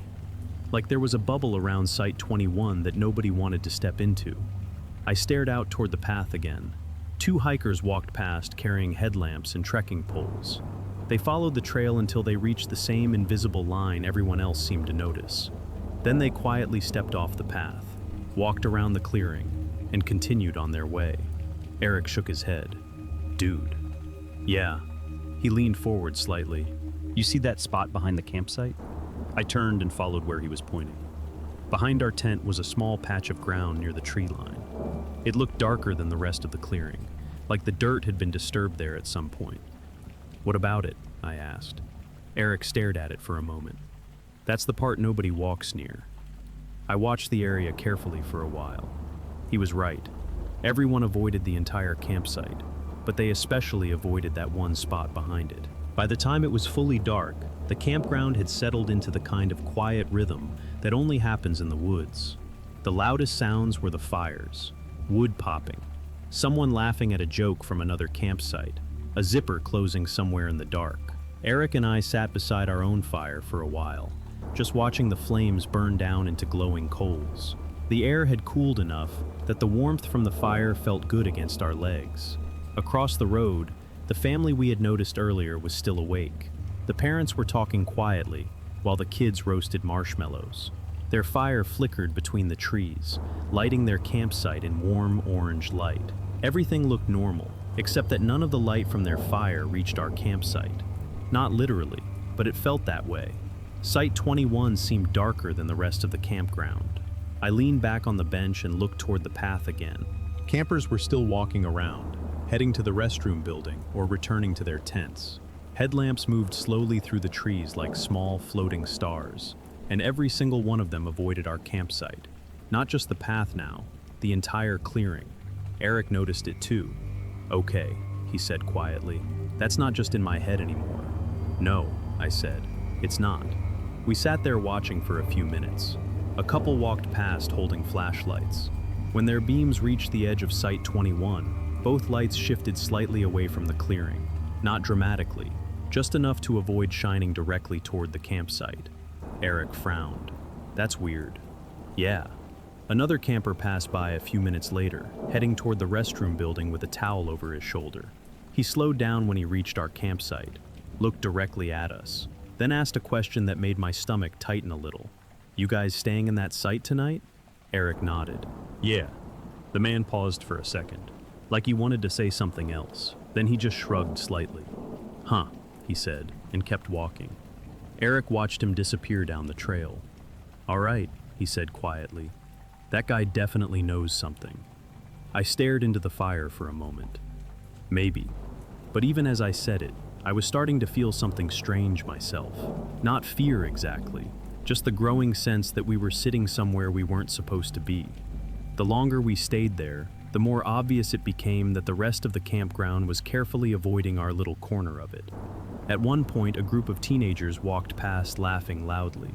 They were heading straight toward our campsite until one of them noticed the number marker on the post beside our fire pit. Site 21. He immediately grabbed his friend's arm. They both slowed down, whispered something to the others. Then the whole group quietly changed direction and walked around the far side of the clearing. Eric stared after them. Okay, he said. That's officially creepy. I didn't respond because something else had just caught my attention. Behind our campsite, near the tree line, the darker patch of ground Eric had pointed out earlier looked even more noticeable now that the firelight was fading. The soil there looked different, slightly sunken, like the ground had been disturbed a long time ago. Eric followed my gaze. That spot again, he said. Yeah. He stood up slowly and walked a few steps toward it. Maybe it used to be another fire pit or something. Maybe, but neither of us sounded convinced. As Eric got closer, he stopped about 10 feet away from the spot. He didn't step any closer. Instead, he just stood there looking at the ground. What? I asked. Eric didn't answer right away. Then he said something quietly that made the back of my neck prickle. Dude. What? He pointed toward the dirt. You see those marks? I stood up and walked over beside him. At first I thought it was just uneven soil, but when I looked closer, I realized what he meant. The dirt inside that darker circle looked packed down, not recently, but repeatedly, like people had been standing there, or sitting there, for a long time. And suddenly it made sense why everyone in the campground kept walking around this spot, because it looked less like an old fire pit, and more like a place people used to gather. A place they had slowly stopped using. Around 10 that night, I decided to walk to the restroom building. Part of it was practical. We'd been drinking soda for a while, and the walk would be easier now than in the middle of the night. But if I was being honest, another part of me just wanted to see the campground from a different angle. Something about Site 21 felt strange when you sat inside it too long. Like being in the center of a quiet room while everyone else stayed outside the door. Eric stayed by the fire while I grabbed my flashlight and headed toward the path. The campground looked peaceful. Lanterns glowed softly between the trees. Firelight flickered across tents and RVs. The distant sound of someone strumming a guitar drifted from another part of the loop. It should have felt relaxing, but as I walked away from Site 21, I noticed something I hadn't been able to see clearly from inside the campsite. People weren't just avoiding our tent, they were avoiding the ground behind it. I stopped on the trail and turned around. From this angle, I could see the entire clearing, our tent, the picnic table, the fire ring Eric had built our fire in, and about 15 feet behind the tent, that darker patch of ground. The path through the campground passed fairly close to it, close enough that anyone walking by would naturally cut across the corner of our campsite. But nobody did. Every camper who passed our area made the same quiet adjustment. They curved their path just slightly outward, not toward the tent, not toward the fire pit, but away from that patch of ground near the trees. I stood there watching for a minute. Two people with headlamps walked past heading toward the bathrooms. When their lights reached the edge of Site 21, both beams shifted automatically, like they didn't want the light touching that spot. That was when I started to feel the unease settle deeper in my chest, because that kind of behavior doesn't happen randomly. People don't all make the same strange decision unless they already know something. I continued down the trail and reached the restroom building a few minutes later. The fluorescent lights buzzed softly inside. Someone had left a muddy pair of hiking boots near the sink. Everything about the place looked normal. But on the walk back, I slowed down again as I approached Site 21. This time, I stepped slightly off the trail myself, not to avoid the campsite, but to get a better look at the ground behind it. The flashlight beam moved across the dirt slowly. The soil was darker there, just like Eric had noticed earlier. A shallow, circular depression about 4 feet across sat near the tree line. At first glance, it looked like an old fire pit. But when I crouched down, I realized something about it didn't match the others in the campground. There was no metal ring, no rocks forming a circle, just a rough pit carved directly into the ground. And the dirt around it looked older than the rest of the campsite. Hard-packed, slightly uneven, like it had been dug out years ago and never completely filled back in. I straightened up and turned the flashlight off for a moment. The campground around me glowed with small pockets of firelight, but the area around that pit stayed darker than everything else, like the light just didn't reach it properly. Footsteps approached along the trail behind me. I turned and saw an older man walking past with a thermos in his hand, probably heading to the restroom building. He slowed slightly when he saw me standing near the pit. For a moment, he looked like he might say something. Then he glanced down at the ground beside me. His expression changed, not dramatically, just a small tightening around the eyes. "You staying in that site?" he asked quietly. "Yeah," I said. He nodded once. Then he said something that made the quiet of the campground feel heavier. "Most people don't sit there anymore." I waited for him to explain, but he didn't. He simply stepped around the edge of the clearing and continued down the trail, carefully avoiding the pit as he passed. I didn't tell Eric everything the man had said right away. When I walked back into the campsite, he was sitting in a folding chair beside the fire, staring into the coals. The flames had died down, and the campground had grown quieter. Most of the families had already gone into their tents or RVs. Only a few fires still burned around the loop. Eric looked up when he saw me. "You took your time," he said. "Yeah," I replied, sitting down across from him. "I was just looking around." He studied my face for a moment. "You find something?" I hesitated. "Maybe." Eric leaned forward immediately. "Dude, what is it?" I glanced over my shoulder toward the tree line behind our tent. "That pit back there," I said quietly. "Someone told me people don't sit there anymore." Eric turned in his chair and looked toward the dark patch of ground. "That doesn't sound great." "No," I said. "It doesn't." For a few minutes we just sat there listening to the quiet sounds of the campground. The wind moved lightly through the trees. Somewhere farther down the loop, someone zipped a tent closed. Then Eric stood up. "All right," he said. "Now I need to see it." Before I could stop him, he grabbed the flashlight and walked toward the tree line. I followed a few steps behind. The beam of the flashlight swept across the dirt until it landed on the pit again. Up close, it looked even stranger than before. The depression in the ground was deeper than it had appeared from a distance, maybe a foot down in the center. The soil around it was packed hard and darker than the surrounding dirt. Eric crouched beside it. "This definitely used to be a fire pit," he said, "but not like the other ones." He pointed toward the campsite fire ring behind us. "That one has a metal ring and rocks. This one's just carved out." I nodded. "Yeah." Eric shined the light around the edges of the pit. There were faint marks in the dirt, old ones. Lines that looked like they had been made by someone dragging something across the ground years ago. Eric stood up slowly. "That's weird," he said. "Yeah." We walked back toward the fire and sat down again. Neither of us felt like talking much after that. The campground had gone almost completely quiet now. Only 2 other campsites still had fires burning, their light flickering faintly through the trees. After a while, Eric finally spoke again. "You think something actually happened there?" I stared at the glowing coals. "I don't know." The next morning we found out. When we packed up our gear, we stopped by the campground host booth to drop our payment envelope in the box. The same older man was standing outside the trailer drinking coffee. He recognized us immediately. "You boys stayed in 21?" he asked. "Yeah," Eric said. The man nodded slowly. "Most folks don't pick that one if they've been here before." Eric glanced at me. "Why?" The host looked toward the trees for a moment, like he was deciding how much to say. Then he shrugged. "About 10 years ago, a guy disappeared up here," he said. "Hiker, camped alone. Eric frowned. What happened? They found him a week later, the host said. Right there in that old pit behind the site. I felt the back of my neck tighten. Dead? I asked. The host shook his head. No. He took another sip of coffee. He was just sitting there. Eric blinked. Just sitting? The host nodded. Cross-legged in the pit, like he'd been there the whole time. Neither of us said anything. He wasn't hurt, the host continued. Didn't seem confused either. What did he say happened? I asked. The host gave a small, tired smile. He said he'd only been sitting there for a few minutes. A breeze moved through the trees behind the campground office. Eric and I looked at each other. The host shrugged again. After that, he said, people just started avoiding that site. He pointed down the loop road. Campers talk, word spreads. Eric and I thanked him and walked back toward the truck. As we drove out of the campground, we passed Site 21 one last time. The campsite looked completely normal in the morning light. Tent space, picnic table, fire ring.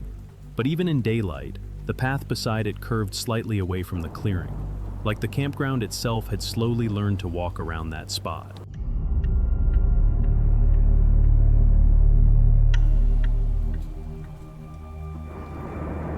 The trailhead parking lot was almost empty when I arrived. Just a small gravel clearing surrounded by tall pine trees, the kind of place you only find after driving 20 or 30 miles down narrow forest roads. My truck was the second vehicle there. The first belonged to a Ranger. A dark green truck with the Park Service emblem on the door sat near the entrance gate. The Ranger himself was standing beside it, locking a metal chain across a side road that disappeared deeper into the forest. I parked a few spaces away and stepped out. The air smelled like cold dirt and pine needles. Somewhere above the trees, wind moved slowly across the ridge, making the branches sway with a soft creaking sound. The Ranger glanced over when he heard my truck door close. He looked older, maybe late 50s. Sunburned skin, gray beard, the kind of face that looked like it had spent decades outdoors. You heading up Black Ridge? He asked. Yeah, I said. Just a day hike. He nodded once and looked past me toward the trailhead sign. Solo? Yeah. For a moment, he didn't say anything else. His eyes moved to the wooden information board beside the start of the trail. A laminated map hung there. Below it sat a small metal box bolted to the post, the trail register. I walked over and opened the lid. Inside was a weathered notebook and a pen tied to a string. The pages were slightly wrinkled from moisture and age, but the entries were still readable. Name, time in, destination, standard trail register stuff. Behind me, the Ranger spoke again. You signing that? Yeah, I said. Just the usual safety thing. Most hikers do it automatically. If something happens on the trail, search and rescue at least knows who went in and when. But the Ranger's voice changed slightly when he answered. You don't have to. I looked back at him. What do you mean? He walked a few steps closer, stopping beside the truck. Just saying, you don't have to sign it. I laughed a little. It's just a logbook. The Ranger didn't smile. Still, for a moment the wind moved through the trees again. The pages of the notebook fluttered slightly inside the metal box. I picked up the pen anyway. Appreciate the concern, I said. Then I wrote my name on the next empty line. Ryan M. Under time in, I wrote the current time. 8:12 a.m. Under destination, I wrote Black Ridge Trail. When I finished, I closed the metal lid and latched it shut. The Ranger was still watching me. He didn't say anything else for a few seconds. Then he gave a small nod toward the trail disappearing into the trees. Well, he said quietly, hope you have a good hike. I thanked him and started walking toward the trail. But before I disappeared into the trees, I glanced back once. The Ranger was still standing beside the truck, looking at the trail register box, like he was wishing I hadn't opened it. The trail climbed gradually through the trees. Black Ridge wasn't a steep hike at first. The path wound slowly upward through tall pines and scattered boulders, the dirt trail soft under my boots. Every few minutes the forest opened slightly, letting thin lines of sunlight reach the ground. For the first half mile, I barely thought about the Ranger anymore. Most Rangers say strange things sometimes. They deal with lost hikers, careless campers, and people who underestimate the mountains. Maybe he had just seen too many accidents over the years. Still, his tone had been strange. "You don't have to sign it." The words stayed in my mind longer than I expected. After about 20 minutes of hiking, I stopped to take a drink of water and looked back down the trail. From where I stood, the path disappeared into the forest behind me. No one else was hiking. No voices. No movement between the trees. The parking lot had looked empty earlier, and now it felt even more remote. I kept walking. Another 30 minutes passed before the trail leveled out along a narrow ridge. The wind moved stronger up there, pushing through the trees and carrying the distant sound of branches creaking somewhere down the slope. I stopped again, leaning against a large rock beside the trail. That was when I realized something odd. I hadn't seen a single other hiker.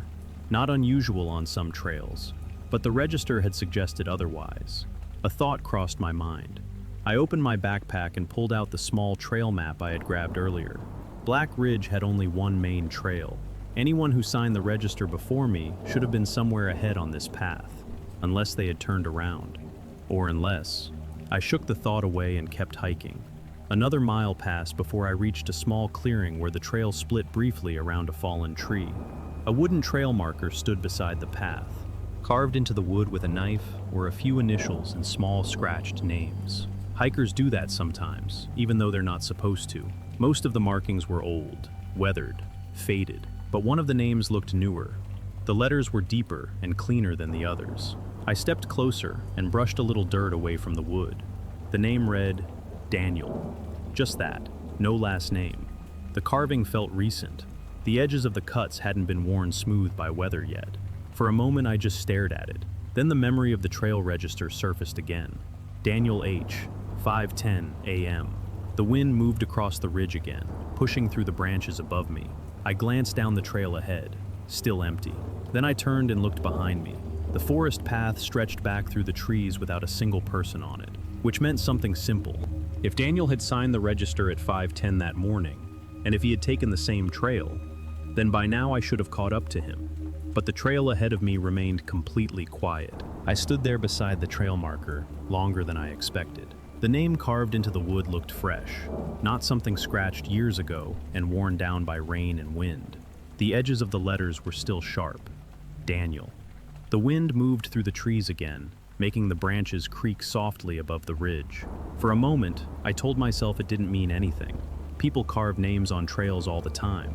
Maybe Daniel had been here weeks ago, maybe months, but the thought kept coming back. Daniel H., 5:10 a.m.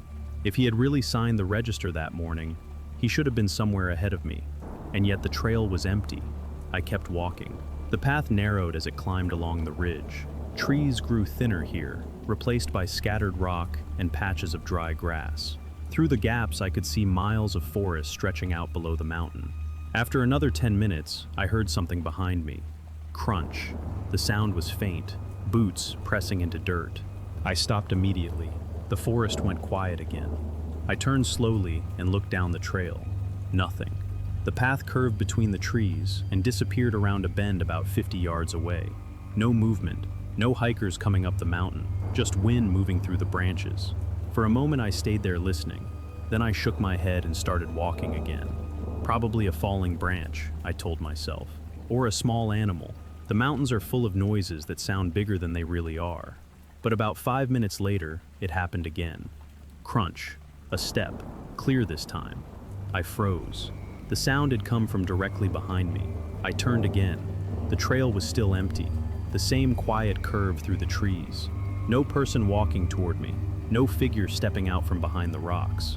Just the dirt path and the wind. A strange feeling crept into my chest. Not panic exactly. Just that uncomfortable sense that something around you isn't lining up with what it should be. I waited another few seconds. Nothing moved. Eventually, I kept hiking. But this time I walked slower, listening, watching the trail behind me every few minutes.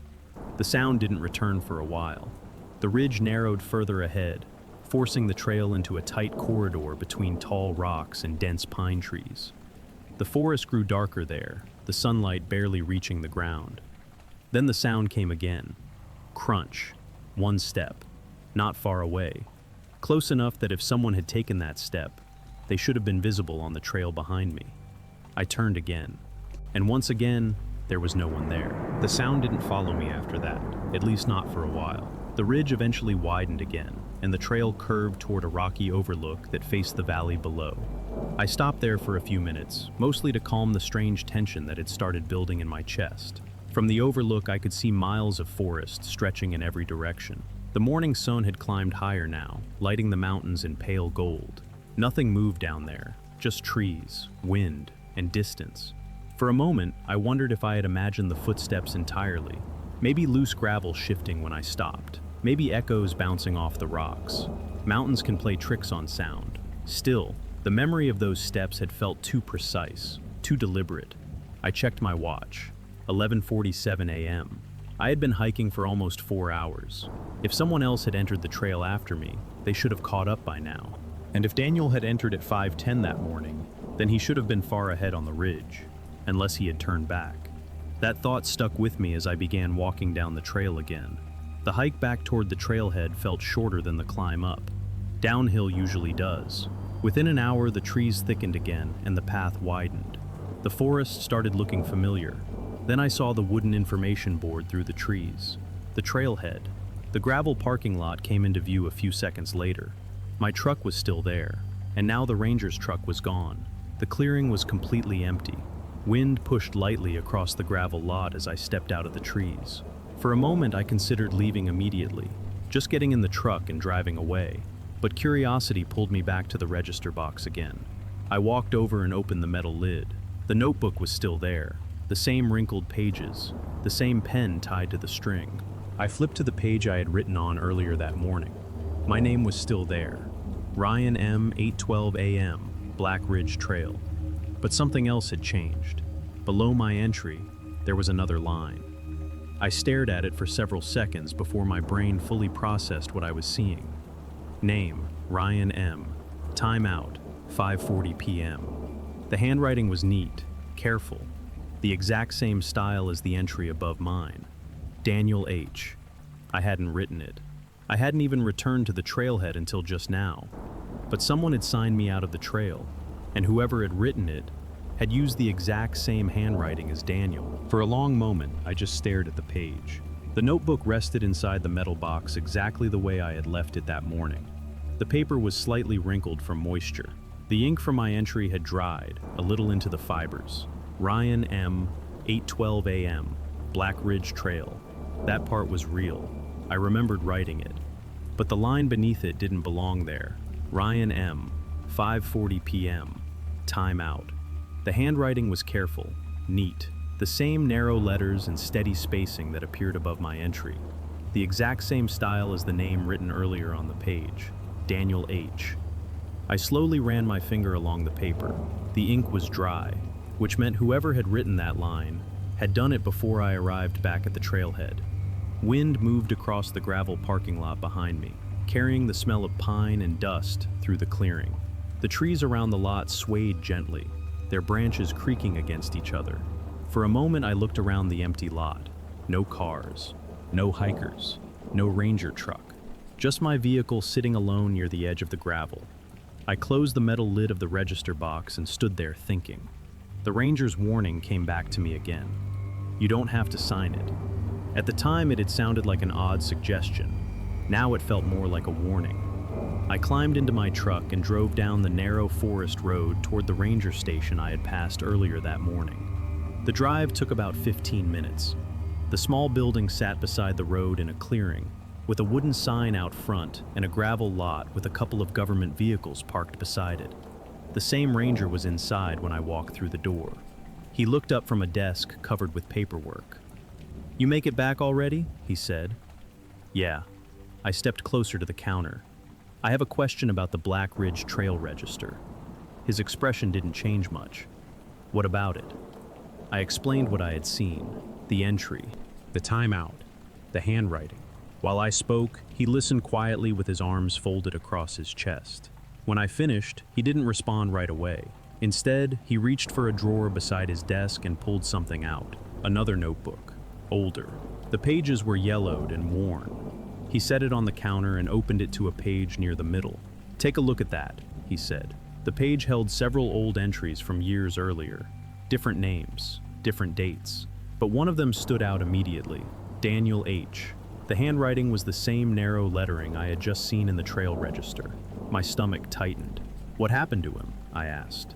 The ranger leaned back slightly against the desk. "Disappeared," he said. "About 12 years ago. On Black Ridge?" He nodded. "Search teams went up there for 3 days. Dogs, helicopters, everything. Never found him." I looked back down at the page. The letters of Daniel's name looked almost identical to the ones in the trail register that morning. "Then why does his name keep showing up in the logbook?" I asked quietly. The ranger watched me for a moment before answering. "That's exactly why I tell some hikers not to sign it." I didn't say anything. He closed the old notebook and slid it back into the drawer. "Most people ignore the warning," he continued. "They sign the register anyway. What happens to them?" The ranger shrugged slightly. "Most of them come back down the trail." A small pause settled into the room. Then he added one more sentence. "Not all of them." I left the station a few minutes later and drove back toward the highway. The forest road twisted through the trees for several miles before connecting with the main road again. About halfway there, curiosity got the better of me. I pulled the truck onto the shoulder and opened my backpack. Inside was the small campground map I had taken from the trailhead that morning. I unfolded it and looked at the page where I had written my entry earlier that day. Ryan M., 8:12 a.m., Black Ridge Trail. The line beneath it was still there. Ryan M., 5:40 p.m., time out. But now there was something else, another entry, written below both of them. Same handwriting, same careful lettering. Daniel H., time in, 5:10 a.m.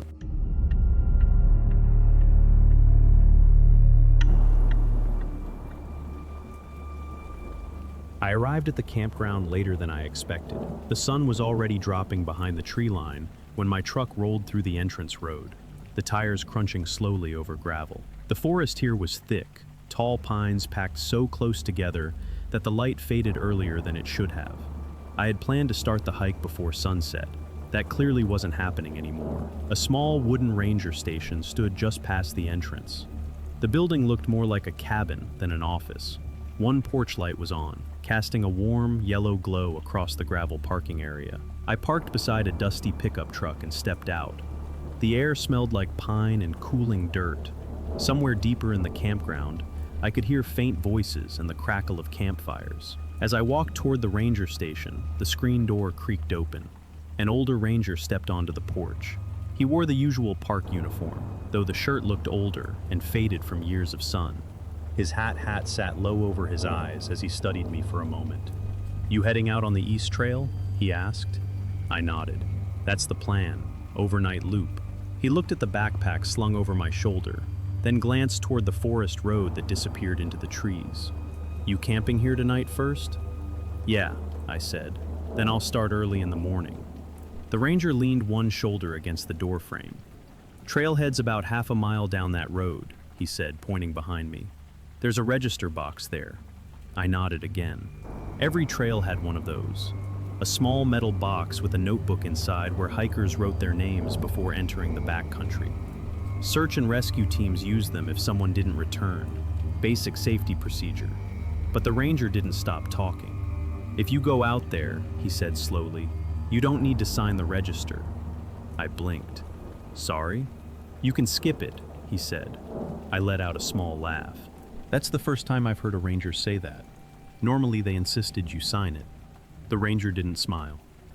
"Just a suggestion," he said. "Why?" I asked. He looked past me toward the trees, like he was thinking about something farther down the road. "People get turned around out here sometimes," he said. "That's what the register is for, right?" "Usually." The conversation paused there. I expected him to explain more, but he didn't. Instead, he straightened up and pushed the screen door open again. "Campground's mostly full," he added, "but there should still be a few sites open near the back loop." "Thanks," I said. He nodded once. Then, just before stepping back inside, he added something else. "East Trail starts quiet this time of year." I waited. He met my eyes again. Sometimes quieter than it should be. The screen door closed behind him with a soft clap. I stood there for a moment, listening to the forest. Wind moved lightly through the tops of the trees. Somewhere a metal pot clanged from another campsite. Nothing about the place felt threatening, just another forest campground. But as I walked back to my truck, the ranger's earlier words stuck in my head. You don't need to sign the register. Half an hour later, I was driving slowly down the narrow road toward the trailhead. The campground lights faded behind me. The trees closed in tighter.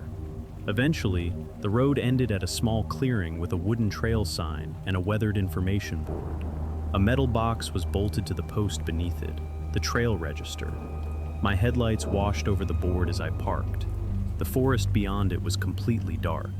I stepped out of the truck and walked toward the box. For a moment, I remembered what the ranger had said. Then I reached for the lid anyway. The metal lid creaked softly when I opened the register box. Inside was exactly what I expected. A weathered spiral notebook wrapped in a plastic sleeve, a cheap pen tied to the box with a string, and several older notebooks stacked beneath it. The paper smelled faintly damp, like it had been sitting in the woods for years. I pulled the top notebook out and flipped it open.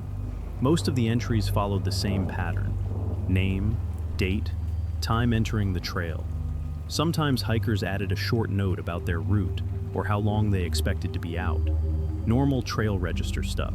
The most recent entry had been written earlier that morning. Mark Jensen, 8:10 a.m., East Loop. Below that were a few more names from the previous day. Couples, solo hikers, one family of 3, nothing unusual. I turned another page, then another. That was when I started noticing something strange. Many of the entries had a blank space beside them. Normally, hikers wrote 2 times: the time they entered the trail and the time they came back out. But a lot of these pages only had the first one: entry time, no exit time. At first, I assumed people had just forgotten to fill it in. That happens all the time. But the deeper I flipped through the notebook, the stranger it looked. Entire pages of names, with no exit times at all. Some of the dates went back months, a few went back years. I leaned against the wooden trail sign and kept turning pages slowly. The beam from my truck headlights lit the paper just enough for me to read the entries. Then one line caught my attention: Ethan Miller, Site 21, East Trail, 4:32 p.m. The name meant nothing to me, but the campsite number did: Site 21. I had passed it earlier while driving through the campground looking for a place to park. A few campers were sitting around nearby fires, but that particular site had looked strangely empty. I flipped back to the entry again. The date beside the name was from 3 years ago. No exit time. I scanned the rest of the page. More names, more blank exit spaces. Jacob Ortiz, Emily Shaw, David Klein. Some of the entries were written in different handwriting styles. Some neat, some messy. But every one of them had the same thing missing. Nobody had written the time they came back. The forest around the trailhead felt quieter now. I glanced over my shoulder toward the trees.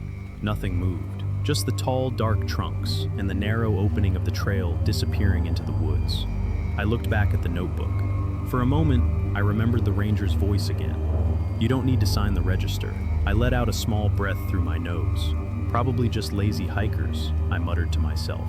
Still, I hesitated before picking up the pen. Then I wrote my name anyway. Daniel Carter, date, time, East Trail.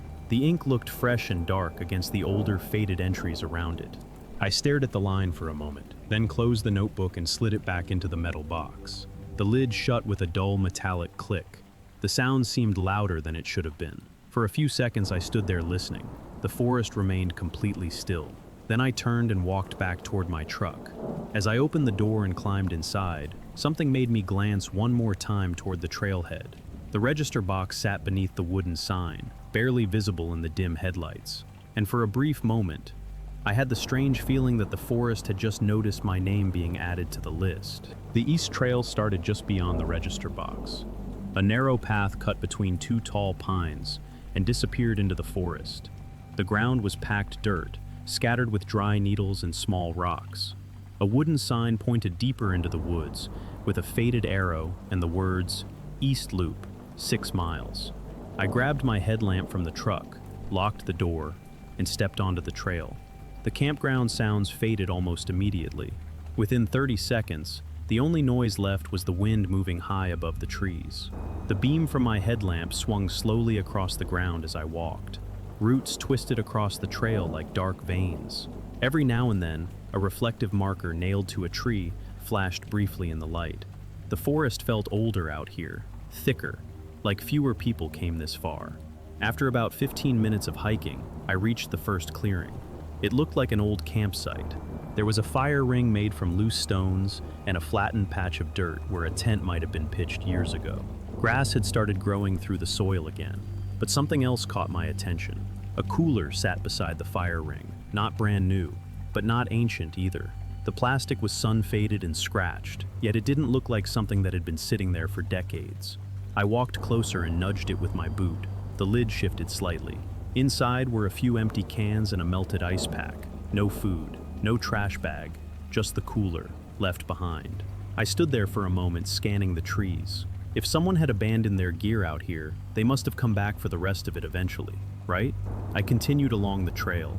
Another half-mile passed. The forest grew darker and denser the farther I went. My headlamp beam seemed to disappear into the trees without reaching very far ahead. Then I saw something else. A folding camp chair. It sat beside the trail like someone had been watching the woods.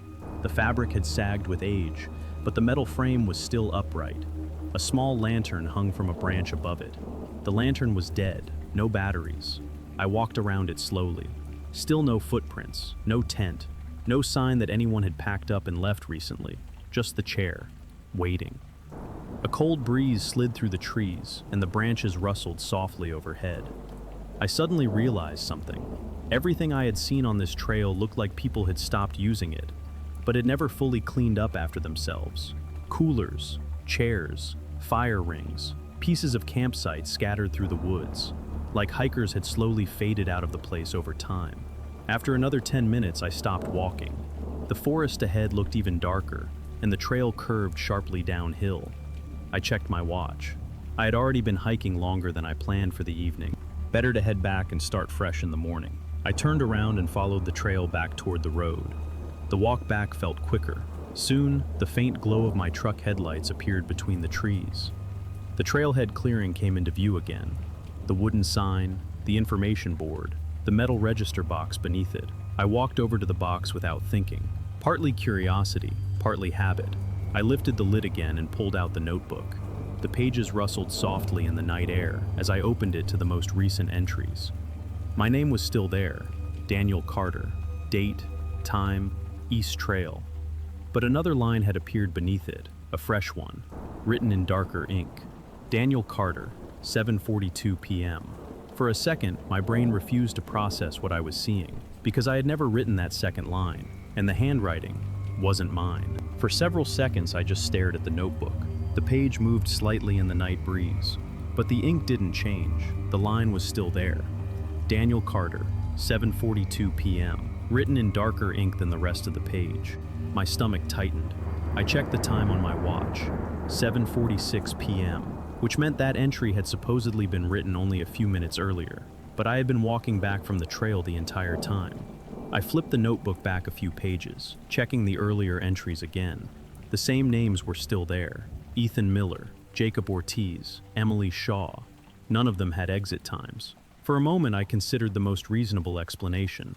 Maybe another hiker had come through while I was on the trail and added the line as a joke.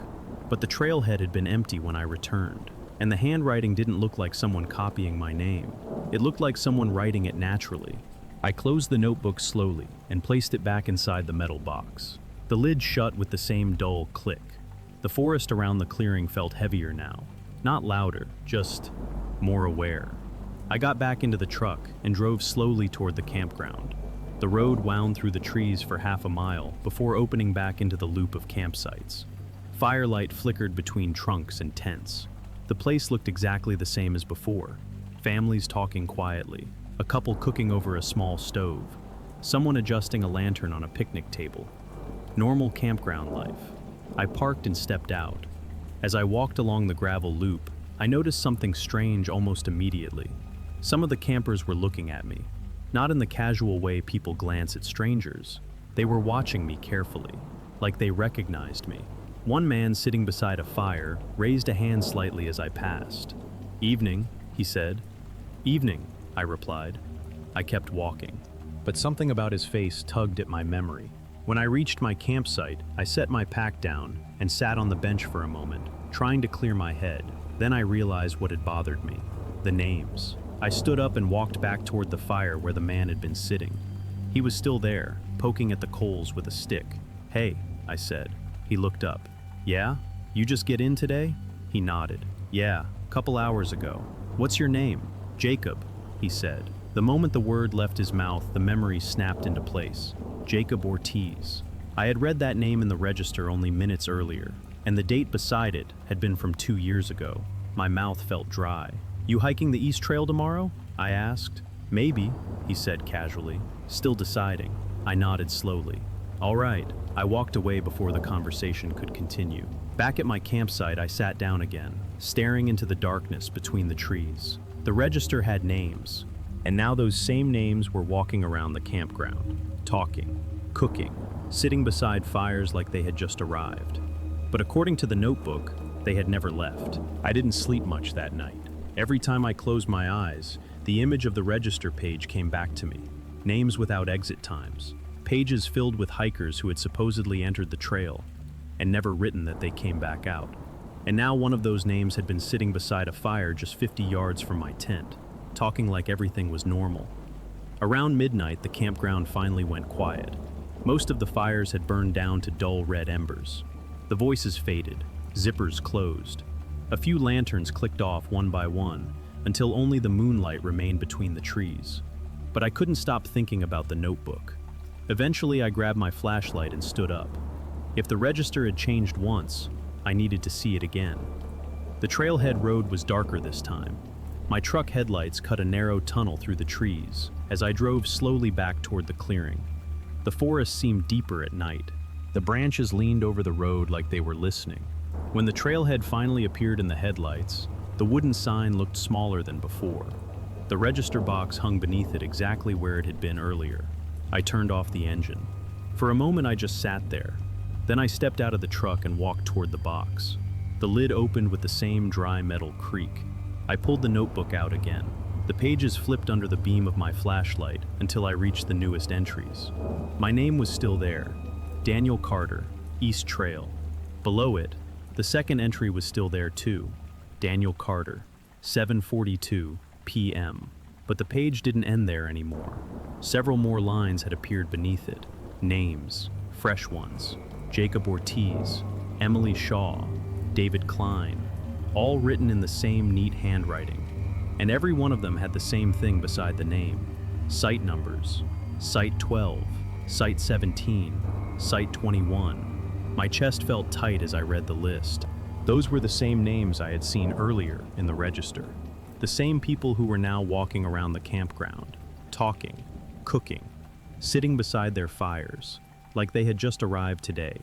A slow sound came from behind me, footsteps on gravel. I turned. The ranger was standing near the edge of the clearing. He must have walked up from the road while I was reading. For a moment, neither of us spoke. Then he looked at the notebook in my hands.